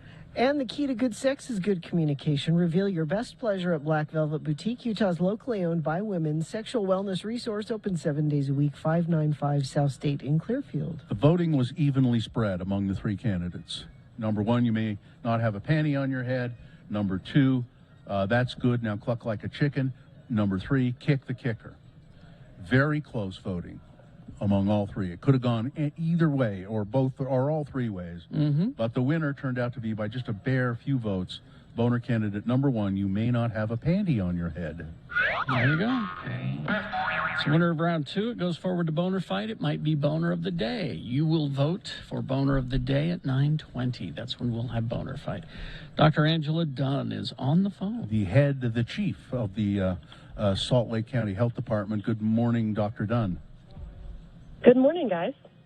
We're up here in Ogden. Do you have any idea whether the coronavirus is worse here than it is in Salt Lake? She's in charge of the Salt Lake County Health Department. I know that, but she's smart. It's true. I am smart, but I will tell you that it's pretty even across the state. We're all seeing a plateau in cases, but an increase in hospitalizations. So it's still pretty concerning. Yeah. Now, we talked to Mayor Mendenhall yesterday, and she mentioned that Salt Lake County, and she thanked you actually on the air for having the no appointment necessary vaccination opportunities for I people. used that with my 2 kids to get their boosters last Saturday. Oh, wonderful. Yeah, and we're open Sundays as well. It's the only place that I know of in the county that you can just walk in on a Sunday and get a vaccine. If it's your kid's vaccine, your own booster, or your first dose, we have it ready for you. Now, we went to the city-county building on 21st South and State. Are there other locations? Yeah, so our South Redwood Clinic, which is in West Jordan, has availability as well, 9 to 5 Saturday and Sunday. But then, yes, our State Street and 2100 South will also have it Saturday, Sunday, 9 to 5. Okay. Dr. Dunn, can you tell me, and maybe other people who are in this same category, how not to be panicked about what's happening right now? I know, that's hard, right? Because I definitely have moments of panic as well. Worst case scenario, Omicron is going to come and we're going to have lots of cases in January. And even though it has more mild disease, lots of cases will still translate into lots of hospitalizations. And our ICUs just frankly can't handle another surge. Best case scenario, it just is a mild bump. So the truth probably lies somewhere in between. So, hey, really urge people to take precautions this winter. Get your boost dose. That's the number one thing that's going to protect you. If you're not vaccinated or you don't have a boost dose, don't go to gatherings with a lot of people. I mean, it's really too dangerous out there this Christmas. Yeah, I mean, it's disrupted my family plans. There is a family member who has refused to get vaccinated. And so I said, well, then we will not come to your house for Christmas. I'm sorry. I just can't do it. You know, we say booster and we assume people know what that means, but we had a caller the other day who was confused about the booster, thinking that's like a separate shot. Is it a different thing. Yeah. Can you explain to people what the booster is? Sure. So the booster is basically a third dose of your vaccine if you got mRNA, either Pfizer or Moderna initially, and you get it 6 months after your second dose. And so what that does is it boosts up your immunity, so it makes you fully protected again. We know that immunity wanes, it decreases over time, and it makes you not protected against COVID. So you need that third dose 6 months after your second dose in order to be protected. You know, if you got Johnson & Johnson, though, you need it 2 months after. Okay. All right. Now, are there any statistics that show we keep hearing about breakthrough cases, people who are vaccinated and then getting COVID? Do we know whether these are people who were even had boosters, or are they people who are just had 1 or 2 shots? What do we know about that? I mean, so most of our population hasn't got their boost yet. We only have about 30% of people who've got their boost dose. So most of our breakthrough cases are people who are not boosted. I will say, though, that Omicron has infected people who have gotten their boost dose. So it's really important to just be aware of your symptoms and get tested and not be around people, no matter your vaccine status. Yeah, I had it. I'll do it in the news coming up, but I had a symptom list of how to tell if you had the Omicron. Here it is. Tell me if this is correct. This is I don't know where I got this morning. Maybe the Times. Symptoms of Omicron: runny nose, headache, fatigue, mild or severe, sneezing, and sore throat. Those are the ones that if you have all of that, you ought to think very seriously about getting some treatment. Yeah, definitely. Just like every other winter cold that we have right now, any or all of those symptoms, people should be getting tested for COVID. And you know, my son has been ill, and you know, we tested him for COVID. Doesn't have COVID. Apparently, we figure he has, and I understand there is a rash of adult RSV going around as well. The hell? Yeah, I mean, this is the season for all of the respiratory viruses. So, there's some going around, definitely an adult RSV that's not COVID. But it's good that you got tested to make sure it's not COVID. Yeah, and he's recovering all right. But well, Dr. Dunn, thank you so much. Please stay safe. Have a happy holiday. We'll talk to you after the new year, assuming we're all still here. Stop. I'm sorry. Wonderful. Thanks for letting me listen, guys. Happy holidays. Thank you. Bye-bye. All right. Wow. Don't talk like that. Well, See, my heart sunk when she talked about how many people have not gotten their booster. I'm like, oh, God. Get your booster. Swing by the Walgreens on the way home. It's free. All right. We will take a break. We will be back. We do have a boner fight on the way, a reasonable amount of news, all of that coming up. And boner of the week as well. All of that on the way. Brooklinen.com. Give the gift of comfort this holiday season and save while you do it. Go to brooklinen.com, use the promo code X96, and you'll get $20 off with a minimum purchase of $100. That's BROOKLINEN.com, the promo code X96 for $20 off with a minimum purchase of $100. Now, give the gift of comfort this holiday season. I was so happy to have my Brooklinen robe back this morning. Oh, that Restoration Hardware one just wasn't cutting it. Nice. But I'm recommending bathrobes as gift giving. I'm giving some bathrobes to people. So I suggest you do it as well. But they have all kinds of price points at brooklinen.com. You can get gift cards there. And not just, the wonderful sheets or bathrobes or towels. There are all kinds of things for your home. It's all about home essentials that don't break the bank. And it's all about comfort themed. Okay, so go to brooklinen.com and use that promo code X96.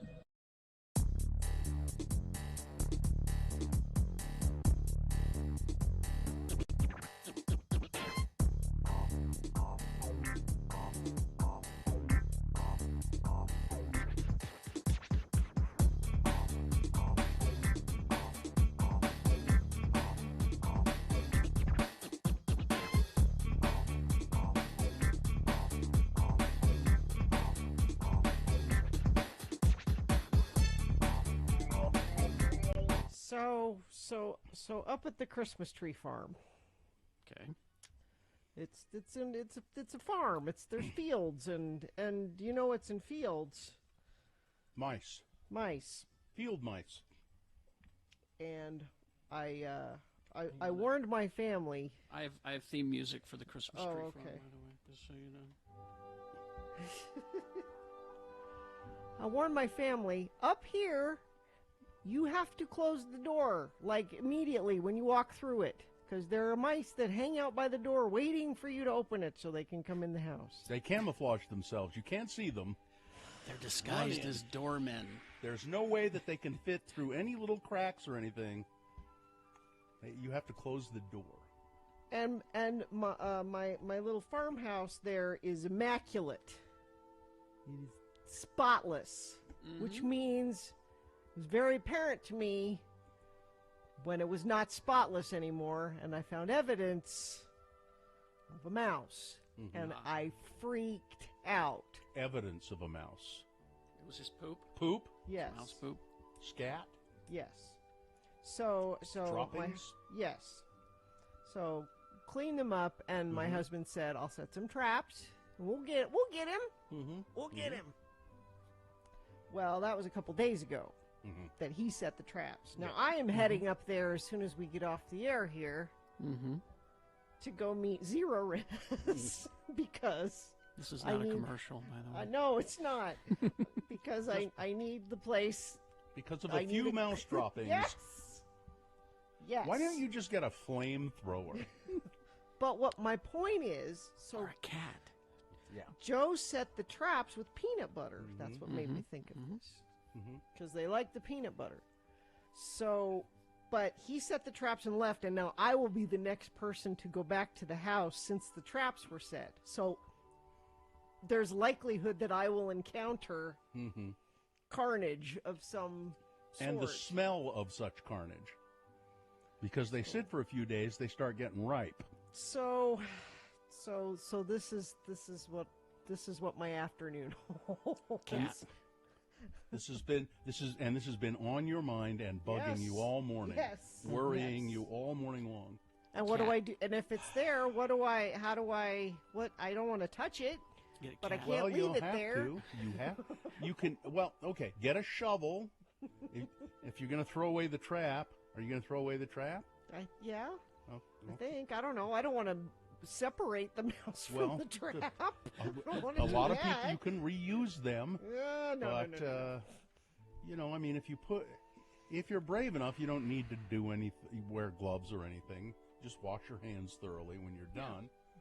But just release the little critter into the garbage and then. See, this music is all idyllic, and that does not pair with what awaits me. This is the idols of nature, Gina. This is what it is. All right, let me see if I can find here. This is the new farm music then. Okay. New farm theme. Well, Gina, maybe you can appeal to the. Why don't you be the weak damsel who doesn't know how to deal with things like this and say to the Zero Res man, because I'm sure it'll be a man. Yeah. Oh, I just don't know how. Oh, and he'll say, "Oh, I'll take care of it for you, little lady. Don't you worry." What stars? What? Yeah. I'll faint on the couch. The damsel in distress. Yeah. Okay, so if you're not willing to get a cat, no, you're not willing to get a cat, no, then you need to call the rat catcher and get one of these traps that I have, 3 of them set up in our backyard. Yeah. And I haven't seen rodents for a couple of seasons now. Really? They're this poison bait inside. It's made so that only a rat or a mouse can crawl into it to get to the poison bait. So it's safe for the animals. Dogs can't get to it. Dogs, even cats can't get into it. I wonder about Bunny. I don't think Bunny can fit in that because it's like it's a real curve to get to where the poison food is. And they go and eat it, and it doesn't kill them right away. It kind of slowly kills them. So I'm sure it's excruciating if that gives you any pleasure. Well, no, I mean I don't want to be mean about it. We just had the rat catcher out back a week or so ago, and already I've found a carcass. Really? Okay. It's not a rat. It was a baby rat. It's not full grown, but it was a baby. So It works. Here's what you're going to have to contend with, however. What? As long as there are fields around that place, there are going to be mice in that house. Unless now, here's the solution. Cat. You and your you continue your real estate holdings, your greedy developer holdings, and you buy up the farmland that's around and pave it and put up a convenience store. There you go. Oh, so I pave Paradise and I'll put up a parking lot. How about that? Exactly. Cat'd be easier, but but the cat, you can't leave the cat there. No, alone. I can't. We don't live there full time. that'd be so I fine. can't. Cats are fine. So you will have that problem. There's an owl that lives in the tree outside, He which gets was a really few. Yeah, I would think he would take care of it, but Well, play the damsel in distress and say, Okay. "Oh, Mr. Owl." oh, could you please? I'm sorry, I only eat all-day suckers. The ones with the Tootsie Pops in the center. It's all I eat. Was there an owl doing Would it you like to know how many licks it would take to get to the inside of a Tootsie Pop? with an owl 3. tongue? Yes. 3, I discovered. Do owls eat Tootsie Pops? Yes. Don't you know the classic commercial? I don't remember that. No. Mr. Owl, how many licks does it take to Really? get to the... Let's find out. 1, a 2, a 3, crunch, a 3. I don't remember that. I don't know how you forgot it. Classic.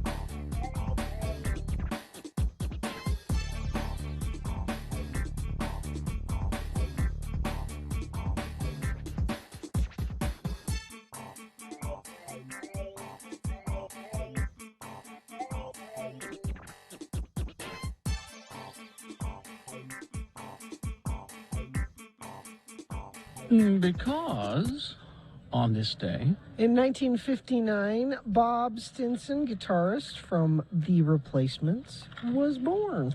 You still like that song? It kind of doesn't hold up for me. I love it. Oh, I like it. Yeah, I don't. It's. I think I've left it behind. You don't have to take everything with you. No, I know. I'm just wondering if I was alone in that, and apparently I am, and I'm used to that. I don't know why you're surprised. Yeah. Well, no, I'm not surprised at all. We're here at John Watson Chevrolet, 3535 Wall Avenue in Ogden. We're only here till 10. Oh, I meant to tell you, so there's a business across the street, and I was making fun of their sign a little bit. Corey, who's the manager here at John Watson, told me all about it. So the place is called Collision Center, but they've spelled center. Centers. C-E-N-T-E-R-Z. Centers. And I just was saying, oh, they misspelled their sign. Corey said, well, you know why that is. He said they were threatened with a lawsuit because it was the same name as another place, I guess in town, Collision Center. And so rather than change the sign completely, he said, just put a Z on it. I thought that was pretty clever. So if we get sued for another Radio from Hell, we just change our name to Radio from Hell's? Sure, yeah. Put a Z. Let's put 2 Z's there. Why not? Let's put a Z on it. Yeah. We can afford 2. Oh, yeah, we could put 2 Z's. It's kind of the Utah thing to do, you know. Yeah, that's right. Add a Z. Add 2 Z's. We won't add any vowels. They're expensive. You gotta buy those. You gotta buy them. Yeah, you gotta buy a valve. Z's are free. Let's see. A lot of people bringing in stuff. Ogden always delivers, I'll tell you. Boy. Jim from the chat room brought in some pants, dress pants, jammies, socks, menswear. Thank you. Blake and Remus J. Lupin. The puppy. great dog. Remus J. Brought in diapers, jackets, blankets, and socks. Clayton brought in a big jacket and sweater. And this see, now this is a 1996 Silverado. This isn't your big dumb trucks for today. This is a pickup truck. It's kind of a lowrider, and it's overflowing onto the floor, filled with stuff. Now that's okay. Don't let that discourage you from bringing things. No. Pile it around the whole thing, and they'll use 2 trucks if they have to, or 3. I heard our friend Pamela Atkinson being interviewed yesterday, and talking about how people are great at donating this time of year, but the need is year round. You need to remember what the road home.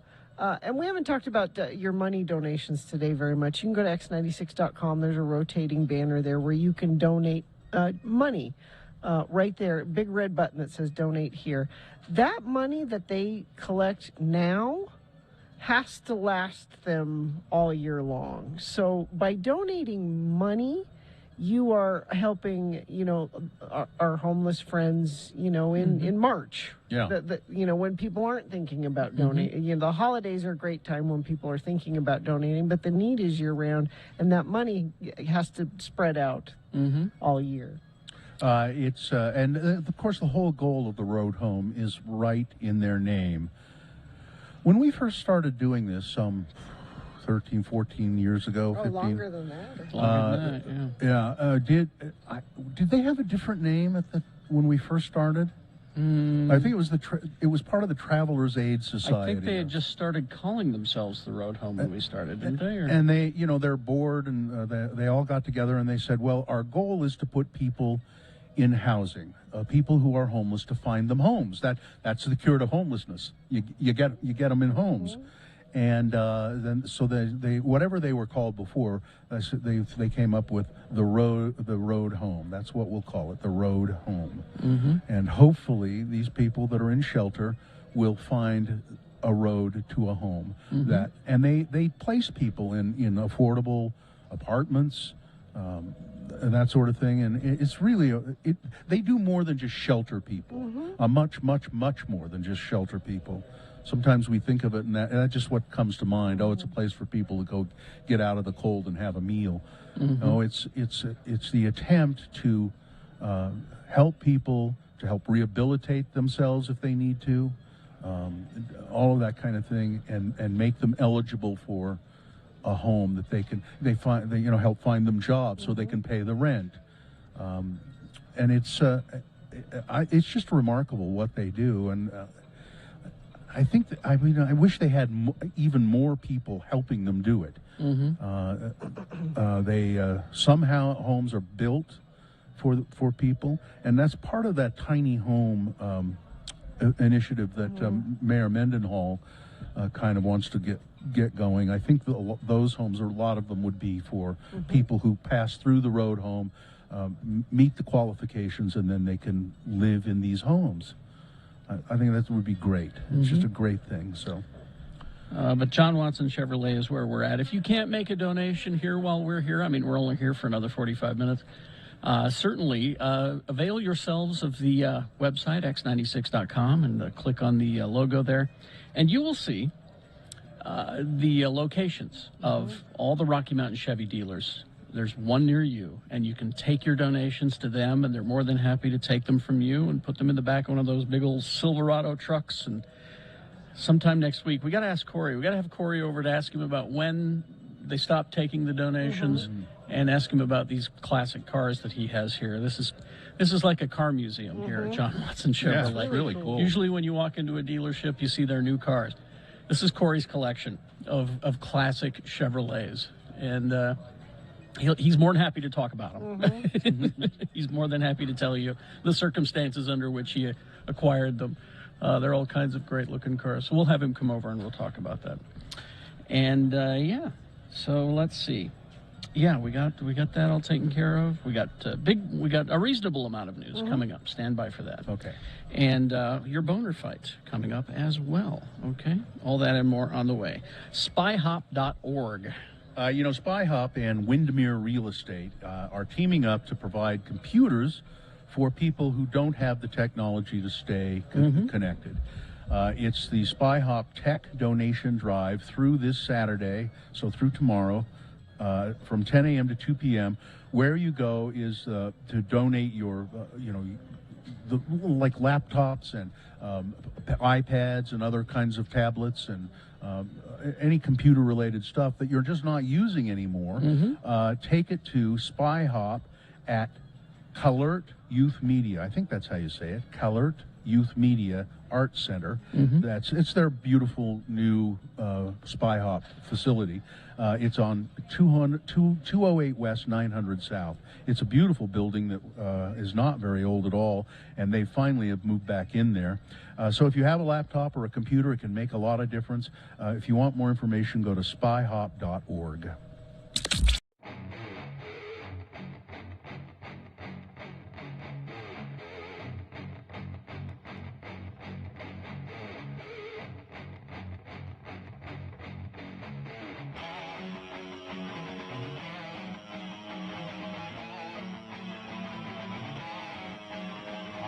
I was so nervous to talk about it, Robin. I mean, they're so secretive, those two. Oh, I know, Howard. The only reason I knew was because I'd been asked to. They asked me to make a speech. They did what? Yeah, they asked me to make a speech, Robin. Oh. Evidently, I'm in demand. I mean, I'm very friendly with Justin, you know. I mean, I like him very much. I like him. Well, I knew that you had his phone number. Well, I really like him.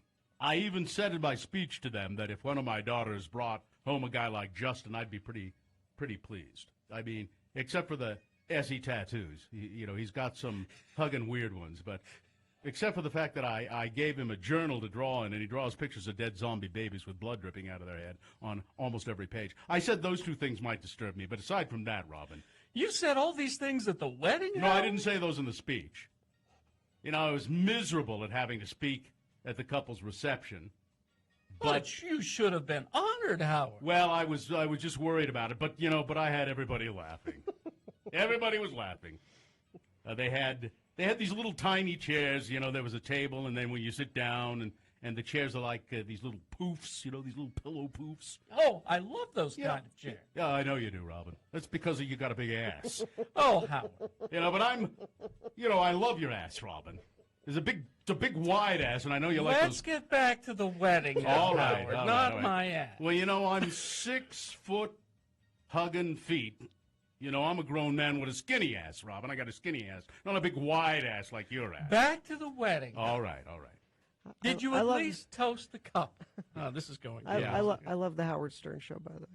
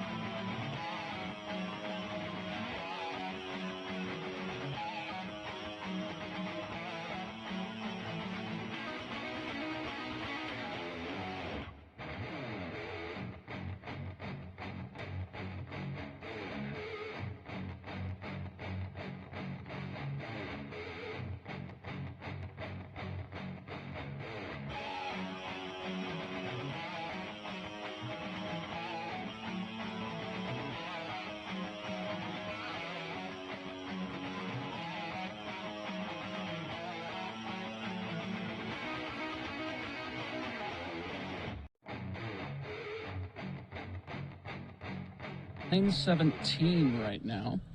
And Corey just stopped by and he said he heard, we were wondering about when they stopped taking donations. Yeah. The 22nd is what he said. So you can bring them now. We'll only be here till 10 o'clock today, but John Watson Chevrolet in Ogden will take your donations for the road home until the 22nd. All right. So there you go. Let's see. Well, we've got Boner Fight coming up. Okay. But right now, not only a reasonable amount of news, but it's bordering on big boy. Uh-oh. Uh-oh. As a matter of fact, I'll go as far as committing to say that it's looks like it's big boy news and innuendo. Whoa. And then Boner Fight. Holy moly. Brought to you by Boostique will be open every day in December, 11 a.m. to 7 p.m. for holiday entertaining needs, including wine gift bags, corkscrews, coupes, wine glasses, bitters, barware, plus gift cards, free parking, 315 East Broadway. Leonard Hubbard has passed. Tragedy. One of a kind, an original. Who is he? Hub Hubbard, longtime bass player for the Roots. Oh, yes. The Roots. Dead at the age of 62. He was well liked and loved by his fellow musicians. He spent 15 years in the Philadelphia Collective. Philadelphia's ABC first reported Hubbard's death. The Inquirer said that it was multiple myeloma. He was only 62. And this is sad news, really. Jeff Garlin has exited the long-running ABC sitcom The Goldbergs. We were talking about it yesterday, but I think it was off the air, yeah. Following an internal investigation into multiple complaints about the actor's on-set behavior, Entertainment Weekly has confirmed that the 59-year-old Garlin will not complete filming of the Wendy McClendon Covey starring comedy's fifth season. That's Which The is Goldbergs. weird because he's dad. So how do you write dad off? Well, do you give him a heart attack, or do you say he's on a business trip, or what do you? Well, he doesn't travel for business. He works at a furniture store. I think what you do is you say, "Don't worry, he's okay. He went to live on a farm." Yeah. Maybe it'd be kind of funny if he was always in the bathroom. I would recast him with someone who does not look like Jeff Garlin and not Just talk not about say it. anything. Like Darren on Bewitched. Yeah. Like Darren and Bewitched, or they recast the last season of Squidbilly, Early Kyler. They've done it got on rid of him some and- other shows too. Yeah. And it was just don't say. Yeah, just don't say. Just do it. Entertainment Weekly says that the decision for Garland to leave the program was a mutual one. I don't want to work with you guys either. Yeah, that's the way it goes. Garland is still on Curb Your Enthusiasm, and there's nothing said about whether him leaving that show or not. Well, if it has another season, is the next thing. Christy Brinkley had a hole drilled in her eye. She shouldn't have done that. The 67-year-old supermodel shared on Instagram that she underwent very scary-sounding surgery after she was diagnosed with acute angle closure glaucoma, a serious condition where fluid pressure suddenly builds up in the eye. I just discovered I have acute angle closure, she said. I only found out because I included an eye exam as part of my yearly physical checkup, and my brilliant ophthalmologist spotted the problem. The condition can pop up rapidly, often accompanied by severe eye pain, headache, and blurred vision. And the way they fix it is they drill a hole in your eye, and I guess they drain it, and then they install a small spigot on it so that you can, as the fluid builds up, turn the little. Oh, they don't. She's got a leaky eye. Christy Brinkley has. Well, a not leaky anymore. You got the spigot. You got to have the right washer on it to make sure it doesn't leak, and you use pipe tape. And that's how they do it. See, someone who watches the Goldbergs has an excellent suggestion of how to get rid of Jeff Garlin. Yeah. So the Goldbergs is all about the 80s, right? Okay. So they need to have a very special episode where he dies of a heart attack, and then Beverly has to completely change all of her cooking methods because she cooks with all the fats. Oh. Cheese and bacon and all of that. So blame her for the. There you go. You killed him. And then I want to see her date. That's the next thing. Which I could want be to see her funny. date. Utah reported 1,104 new COVID cases on Thursday, along with 9 additional deaths. 507 people in Utah are currently hospitalized with COVID. And also it was reported that a third child in Utah has died from coronavirus. Of course, the Utah legislature wants to consider a bill that would block state and local governments from imposing vaccine mandates. I would like to propose a bill that says the legislature can't make decisions about health stuff. Well, this is public policy, Gina. I would like that bill that says let's defer to the health department for these things. Spendlove is sponsoring this, Robert Spendlove. Utah Attorney General Sean Reyes has jumped into a series of lawsuits challenging the Biden administration's COVID-19 vaccine mandates. It's just knee-jerk with him, you know? The Fifth U.S. Circuit Court of Appeals recently issued a split ruling on a lawsuit blocking vaccine mandates of healthcare workers involving institutions that get federal Medicaid and Medicare dollars. Governor Cox has pushed Utahns to get the vaccine and booster shots. On Thursday, he said he and First Lady Abby Cox both had their boosters, but Cox is also saying, I don't want to pass anything that mandates this. I don't want that to happen. Because we don't want to make stupid people upset. That's exactly it. They tend to threaten your life when you do that. Social media gives school shooting threats the ability to spread like wildfire. And kids are using platforms like TikTok to keep up with the trend by hitting share. Now, the title of this article I don't know what news source it was. It was from Fox. It says, "What can parents do about school shooting threats?" First thing you do is you take their phones away. Well, first thing you do is lock up your guns if you have them. Lucky for parent Joey Perea, the information of a threat at Matheson Junior High School, I think that's in Tooele County, was also shared with parents late Wednesday. What concerned me most is when he did start naming off actual kids and teachers, said Perea. Perea pulled all 3 of his kids from school after learning about the very specific shooting threat made by a Matheson student. Apparently, they had identified the student and they have taken him into custody. Not clear yet what charges may or may not be filed. But, you know, this is just yet another thing for parents that they're worried about and scared about. And or if you don't want to take away their phones, I think you can fix it so that they can't use TikTok, that they can't use social media. So there are plenty of parental controls in these phones, but you have to learn how to do it. And that's when parents go, oh, but I don't want. A former nominee for the director of the so-called blank check company that plans to merge with former President Donald J. Trump's social media startup is suing Probably stewing. Suing Donald Trump, claiming he was frozen out of the deal. Brian Shevland, the former nominee, is seeking monetary damages over what his suit calls a brazen act of fraud. The lawsuit, which is aimed at the chief executive of Digital World Acquisition Corp., the special purpose acquisition company that raised $300 million for the merger, was filed in Miami federal court on Tuesday. Mr. Shevland, who runs his own investment management firm, says he only found out that he was no longer a nominee for the company's board when Patrick Orlando, Digital World's chief executive, filed a document with the Securities and Exchange Commission that no longer included his name.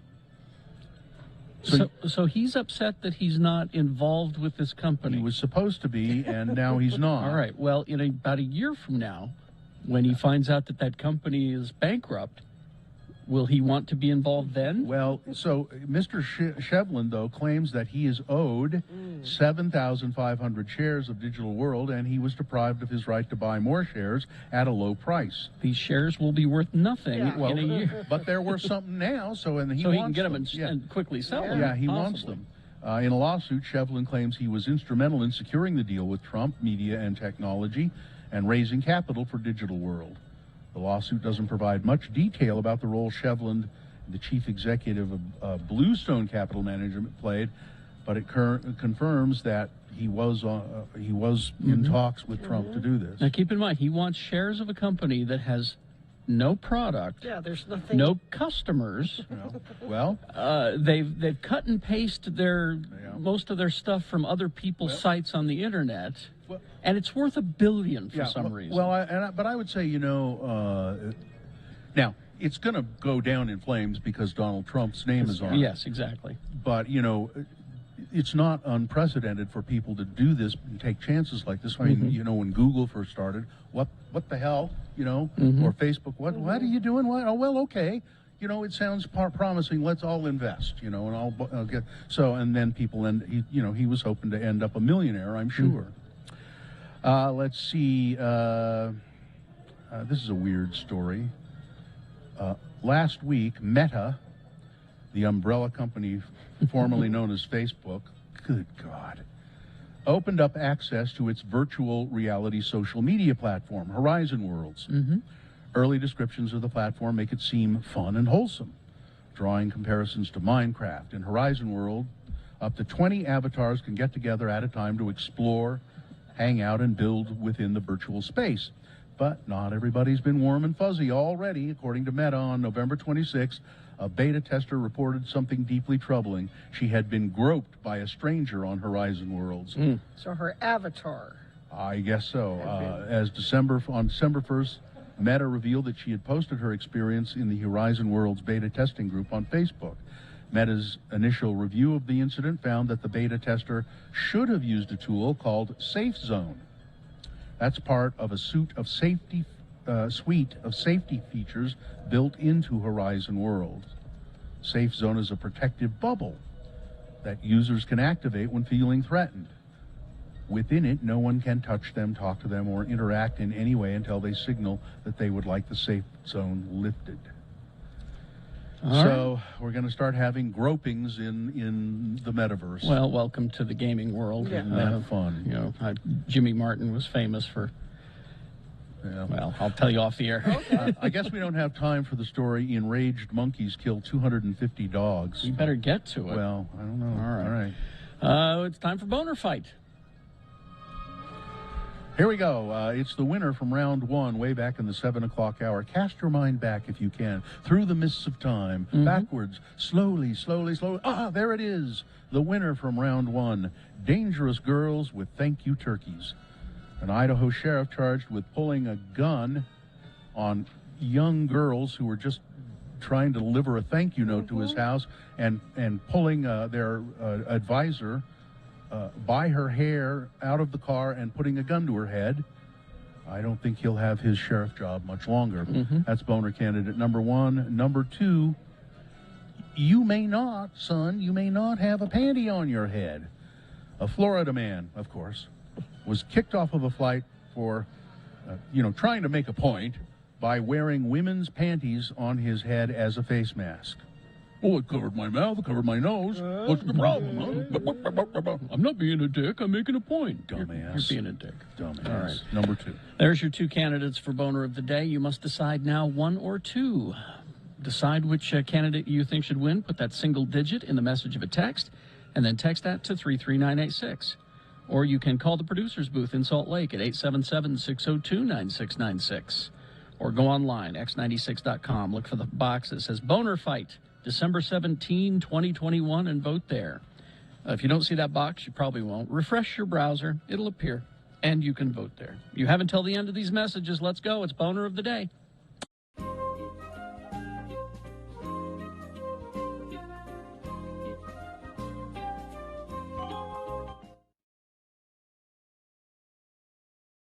Stick. Spell it with me now. S-T-I-C-K. And now we'll use it in some dialogue between our two Utah friends, Elder LeGrandar Dunn Jr. and his wayward friend LeVar. The boys have gone to a local building supply store for plumbing fixtures. Let's listen as a conversation ensues. Again, the word is Stick.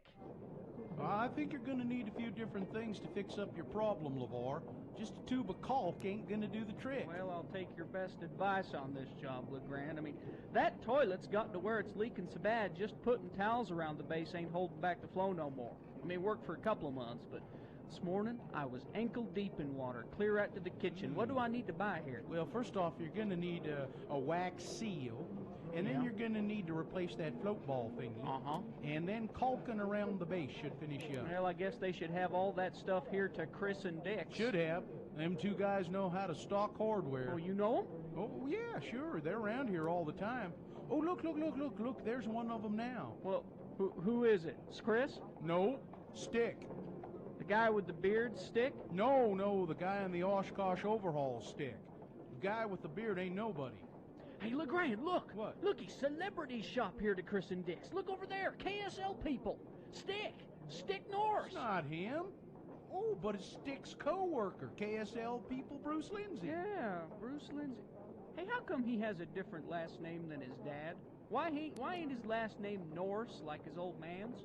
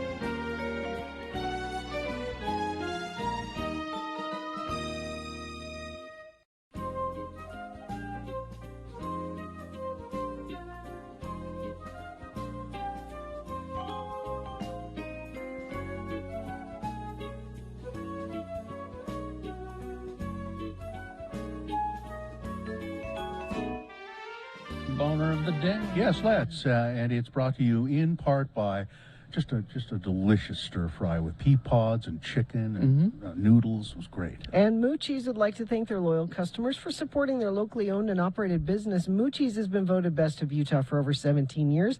Dine-in, delivery, and pickup available. Boner candidate number 1 was Dangerous Girls with Thank You Turkeys. The Idaho sheriff charged with pulling a gun on a youth group, yanking a woman out of the car by her hair and putting a gun to her head. Because they were disturbing him, and he had only had one cocktail. Only one. That's the only one. A big one. And number 2 was, son, you may not have a panty on your head. A guy kicked off a flight for wearing women's panties as a face mask because I'm doing it to make a point. All right. It was pretty overwhelming. Doubling number 2. The winner was Boner candidate number 1, Dangerous Girls with Thank You Turkeys. I knew it. That's your boner of the day for today, the 17th of December, 2021. Now goes on to boner of the week. We'll have that in the next break. Quickly, just want to thank Sharon and Jerry for bringing in coats and some warm clothes. Justin Barlow brought in some pants, towels, and lots of toiletries. It seems like Ogden always shows up, you know? I think this might be of the 3 that we've done. This is the 3rd and the last one of the Road to the Road Home here at John Watson, 3535 Wall Avenue in Ogden. I think maybe this is the one that we have most stuff. It seems like every year when we're in Ogden, they come through. Corey, Corey's the manager here at John Watson. I say the reason that happens is that Ogden people say, nobody else is going to help us. We'll have to do it ourselves. That's right. Yeah. How are you, Corey? Real good. Thanks for having me today. Sure. How long have you been here doing this job? I started here in 1991. It's been a long time. Doing what? Lot boy. Yeah. Best job in the world. Washing cars. Yep. That would be a good job for a young kid. It's the best. Yeah, fun. And now you're the general manager. Who would have thunk it, huh? Who would have thunk? Yeah. Hey, Corey, first of all, thanks for doing this as one of the Rocky Mountain Chevy dealers, that cooperation there. It's really important. But also important is we want you to tell us something about these cars that you have in here. This is unusual. This is like a museum. It's like a fabulous classic car collection. It is like a museum. I actually have people come in at night and say, "Can we see your museum?" Yeah, you should charge people to come in the showroom. I've been thinking about it. So it's weird though, because you go to any other auto dealership, as far as I know. In the showroom, they have the cars that they're selling parked in the showroom, so people can kind of look at them. You don't have any new cars in here, do you? Well, I'm out of new cars for the most part. So we've been lucky to have a lot of old cars in our collection for years, and we just use them as display now until I get some more new cars in to take their place. Are these all your cars? They're a car family collection. We've been collecting since we bought the store back in the 90s. So tell us about some of them. What's like the oldest one here? This one here? Well, let's see. That's a 1956. Get closer to the microphone. That is the oldest one in this building. Is that a Bel Air? I can't really tell. That is a 56 210 Post. I don't know that one. That's just a car. The Bel Air was the real expensive model back then. Yeah, my grandfather had one, and then when he got rid of it, so he just gave it to me. And I ruined it. And I parked it by the side of the road, and it got towed away by the city. Most of those did, and luckily we've been able to restore some and find some that are in good shape. So we just keep them as display. Is that a Corvair over there? No Corvairs. I got to tell you, I think you ask me that every year. Oh, do and I? one of these years, I'm going to get a Corvair for you. He mistakes the Corvair for, I think is it a Malibu or what is it? There's a Chevelle in there. Chevelle, that's the white one. Yep, the white one. That was I bought that for my dad for his birthday years ago because he had one like that in high school. Wow. And it's just sat here ever since and just been a good display car. Now, see, I like this Malibu, but what is your favorite one on the Well, lot? the white one over there was my first car. Oh, yeah? On the other side, the Camaro. Oh, the Camaro. And I'm kind of a Camaro guy, so I've got a few Camaros. Yeah, you've got a couple. When I was in high school, my best friend Steve Peterson bought a Camaro. It was like purple. Yeah. Purple Camaro. But I think it was only, it wasn't, there were different models, and it wasn't the one that could go really fast. Yeah. It was kind of a sissy Camaro, I think. They build those now and then. Yeah. It's weird they do that with some models of cars, that they'll have one that's real souped up and then just one that's identical except not as fast. Yeah, Camaros were a little bit like that. They had a lot that were fast hot rod cars. Then they had a few that were kind of for the grandmas that wanted a sports car. So, Now I know you love old cars, but do you think that older cars have better names than new cars? I've never really thought about it, but probably. Well, the new cars, I feel like they just have numbers, right? A lot of times, You yeah. know? I mean, I have a Toyota RAV4. Would you rather have a RAV4 or a Camaro? Yeah, a Camaro. Or a Chevelle or a Corvette? I'd like to have a RAV4 and then a Camaro that I would drive occasionally. That's a good idea. Yeah. RAV4 could be like your daily, and then your Camaro could be your Cruise the Vard in Ogden car. Yeah. Yeah. So we start at, let's see, where did we start? We'd go from Combes out to Riverdale. I forget the name of that place out there. Yeah, we used to run from about just past 12th Street to the north to 36th Street at the 7-Eleven on the top. Cruising the Vard. Good times. Yeah. Oh, listen, I did it a lot. Oh, no, we started at, there was a Hires root beer place with, hamburgers and stuff. And I think that was on... Didn't you drive all the way down to Peg's Lou Monaco's and... no, that was blow him a kiss and then turn around. That was a different. That was a different time. Okay. But I've been by there plenty of times too. The first remote I ever did on the radio was a store kind of right next to Peg's Lou Monaco. I even forget what it was. I did a remote and I was. The owner of the radio station at the time, the salesman said, "I'd like Bill Allred to do the remote," and the owner said, "Why do you want a newsman to do your remote for? You'd have the talented DJs do that." And so they didn't even know what they were doing. They didn't know anything. This is great, Corey. John Watson Chevrolet. Business is good, right? Yeah, business is really good. It's a little strange. It's been a really good year for the car industry, but it's been a really challenging year as far as ordering cars, helping people through their orders. Instead of 2 months on an order, it's taken 5 to 6, and cars are showing up.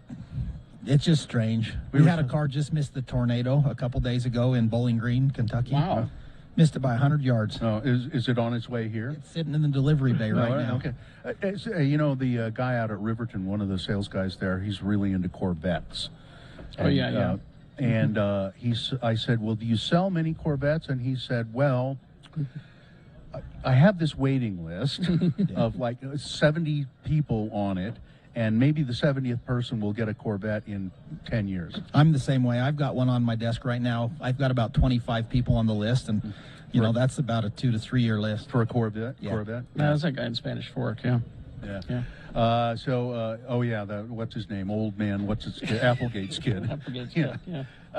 Corey, you always put on a good show here too for us, and you buy all the donuts. Thank and you. all Thank that. you so Well, much. I got to feed people donuts, and I got to tell you, we appreciate you guys coming. I always make sure we try to get X96 because you guys have great listeners, and you always bring in so many folks with great donations. And up here in Ogden, I get to see it every day at the dealership because we're by the homeless shelter, and we've got a constant flow all day long, and they definitely need some help. All right. Yeah. Well, thanks again, and we'll see you next year. The big caravan of Chevy dealers, Rocky Mountain Chevy dealers, is on the 22nd. You know what? I don't know exactly what day they're going in Salt Lake because in Ogden and Layton are going to the Lantern House. We're over here. Oh, okay. I'm going to go the 22nd here. So All right. we've got until then. And so everything that comes to our store heads to local with Lantern House. Everything in Salt Lake goes to Road Home. Yeah. That's All good right. to know, yeah. Thanks much, Corey. We Thank really you very much, appreciate guys. Thank you so much. All right, we will wrap things up and get your boner of the week after these X96. He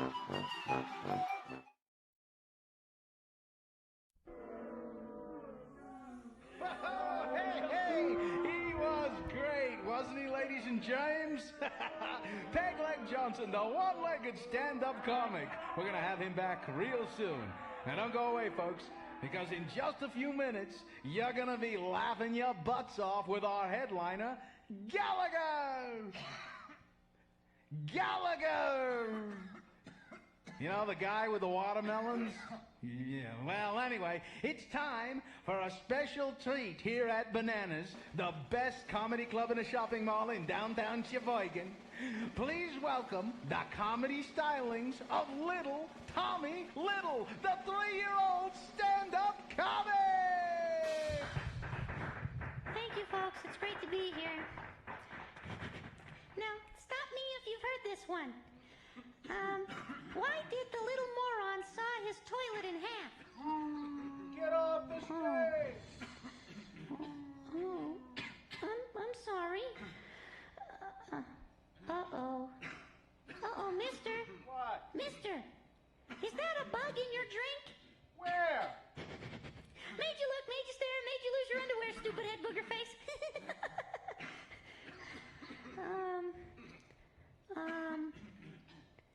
Poo-poo pee-pee.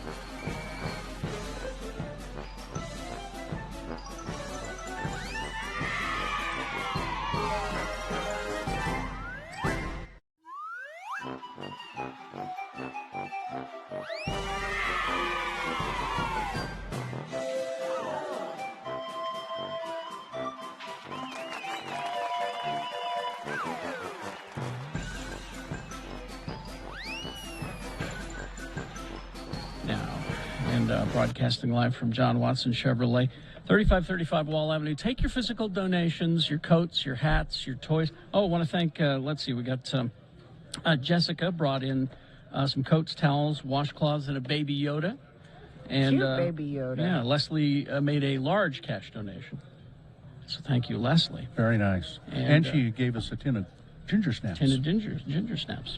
A gin of ginger snaps. Our friends of the program are so nice. It's funny. Ogden steps up, and the people in Ogden are the ones who always bring us presents as well. Which is not necessary, really. But if wait a minute. Yes, it is. But if not for that, we wouldn't have coffee mugs that say Mona, Utah. So why not? I love that's so funny. It's hilarious. It's caught on. Yeah. Mona, Utah. So why not? Diarrhea. It is the same. It's the same guy. Same guy. I'm Marimona, and I got diarrhea. So why not? So why not? Got diarrhea, so why not? All right. But go to your Rocky Mountain Chevy dealer. Take your donations to your Rocky Mountain Chevy dealers. Do it this weekend. You know, you're going to be out running around and getting those last-minute Christmas gifts. Pick up an extra bag of socks. Pick up, an extra... what are some of the baby items that they need? Diapers, diapers, certainly. things like that. Just think warm stuff. Yeah. All ages of people, warm stuff that they need. You know, we were talking to Corey. He said that this stuff here going to help people locally here in the Ogden area. So when you're donating here, you're helping people in your own neighborhood. Yeah, same with Utah County and and Salt Lake County. So that's it's good for all the donations. But the Rocky Mountain Chevy dealers really come through every year and give you a place that at your convenience you can take them and drop them off. Then of course next week we've got Tuesday and Wednesday is the Mediathon. And where we're just going to be hammering you for money. Money. Now you can do that now. Yeah. And avoid the rush. Just go to x96.com and you can donate there. You'll find it's like the rotating banner, and you click on. There's a link. It says donate now. Yeah. And it's a secure situation. You can make your donations, and those are matched by the Huntsmans. Up to $1 million. So that's all good. Make sure when you make your cash or your money donation, I should say, because people will do it with a card usually. Make sure that you there's a little click that you can open up, and it'll say, "I'd like to make my donation on behalf of," and then it'll list a bunch of radio stations. There's also one that says, "Oh, I just love all radio No, stations." you don't. No, you don't. You go down the list. I don't know where we are on the list, but you Let me see. go down the list, and you say X96. That's what you do, because we want to raise a lot of money for the road home, but we're also fiercely competitive, and we want to grind every other radio station into the dust. Yep. All right, boner of the week. Dave, are you there? I think he is. Hi-ho. Hi-ho. Dave, we obviously we can't be there, and I guess you're at home, huh? Yeah. All right, you ready to do boner of the week? Yeah. And then are you going to go out selling flowers today? Yeah. Oh, If all right. if it's not too cold. Dave can pick and choose. He's self-employed. Yeah. All right, here we go, David, with boner of the week. Monday's boner winner. That's really hard on the plumbing. Oh, that's the woman who tried to Oh, that's a horrible story. flush the monkey down the toilet. Oh, I forgot about that. A little marmoset. She was not successful, but boner candidate number 2. The virus abhors good-smelling breath. Senator Ron Johnson claiming, with zero evidence, that gargling with mouthwash prevents COVID-19. Boner, these are people who run our lives in Washington. They make decisions that affect you and me. Y'all elected them. Boner candidate number 3 from Wednesday. We got over $500,000 from the Fed, so we're going to raise the rent on this dump. The downtown West apartment complex, not only is it suffering from all kinds of problems of, leaky pipes and heat that doesn't work and all of that, but they got the most money of anyone in this, I guess, in the county, probably the state, from the federal government for rent assistance because of the coronavirus. They got over $500,000. Well, they haven't fixed up the apartments, and they're raising rent on people. Boner candidate number 4 from yesterday, Daddy Death Sentence DeSantis strikes again. Again, someone who is in charge of doing things that affect people's lives, the governor of Florida, proudly unveiling legislation that would allow parents to sue schools for teaching critical race theory, which they don't do. And the only time you'll start hearing about critical race theory is in some college classes, sociology and history classes. That's where it is examined. But not. And here's the thing: they know that. Of course they do. They know that. What they don't want you to teach is the stuff that makes white people feel bad. And they should feel bad. And then finally, number 5, the one from today. These are all really top-notch boner candidates. Dangerous Girls with Thank You Turkeys. Dave, how do you pick? I don't know. Number 3. Number 3. We got over $500,000 from the Fed, so we're going to raise rent on this dump. That's a good one. Good choice. Thank you, David. Dave, I don't think we'll see you again until after the first of the year. Yeah. Right? Merry Christmas, Dave. Happy New Year. We won't see you till after all that. Don't stay up too late on New Year's Eve drinking, okay? You promise? Okay. Yeah. Okay. I promise. Okay, good. I believe his promise. I do too. I don't know what he's laughing at. That was just. Yeah, I'm trying. Worried about him. Yeah, you know? trying to help him. All right, Dave. Thanks a lot. Thanks, we'll Dave. talk to you after the first of the year. Bye bye. Okay, bye. So, thank you, Dave. So once again, Monday. I was going to say our regular show, but there's a slight change. We weren't able to do the Real Housewives of Salt Lake update today. Victoria was under the weather, but hopefully she'll rally and be ready on Monday. Also, Ed Brass, thrilled to announce very important sports returns for the last of the year. You gotta end up the year with very important sports. Yeah. There's bowl games to talk about. Yes. Yeah. And, and all the usual Monday stuff.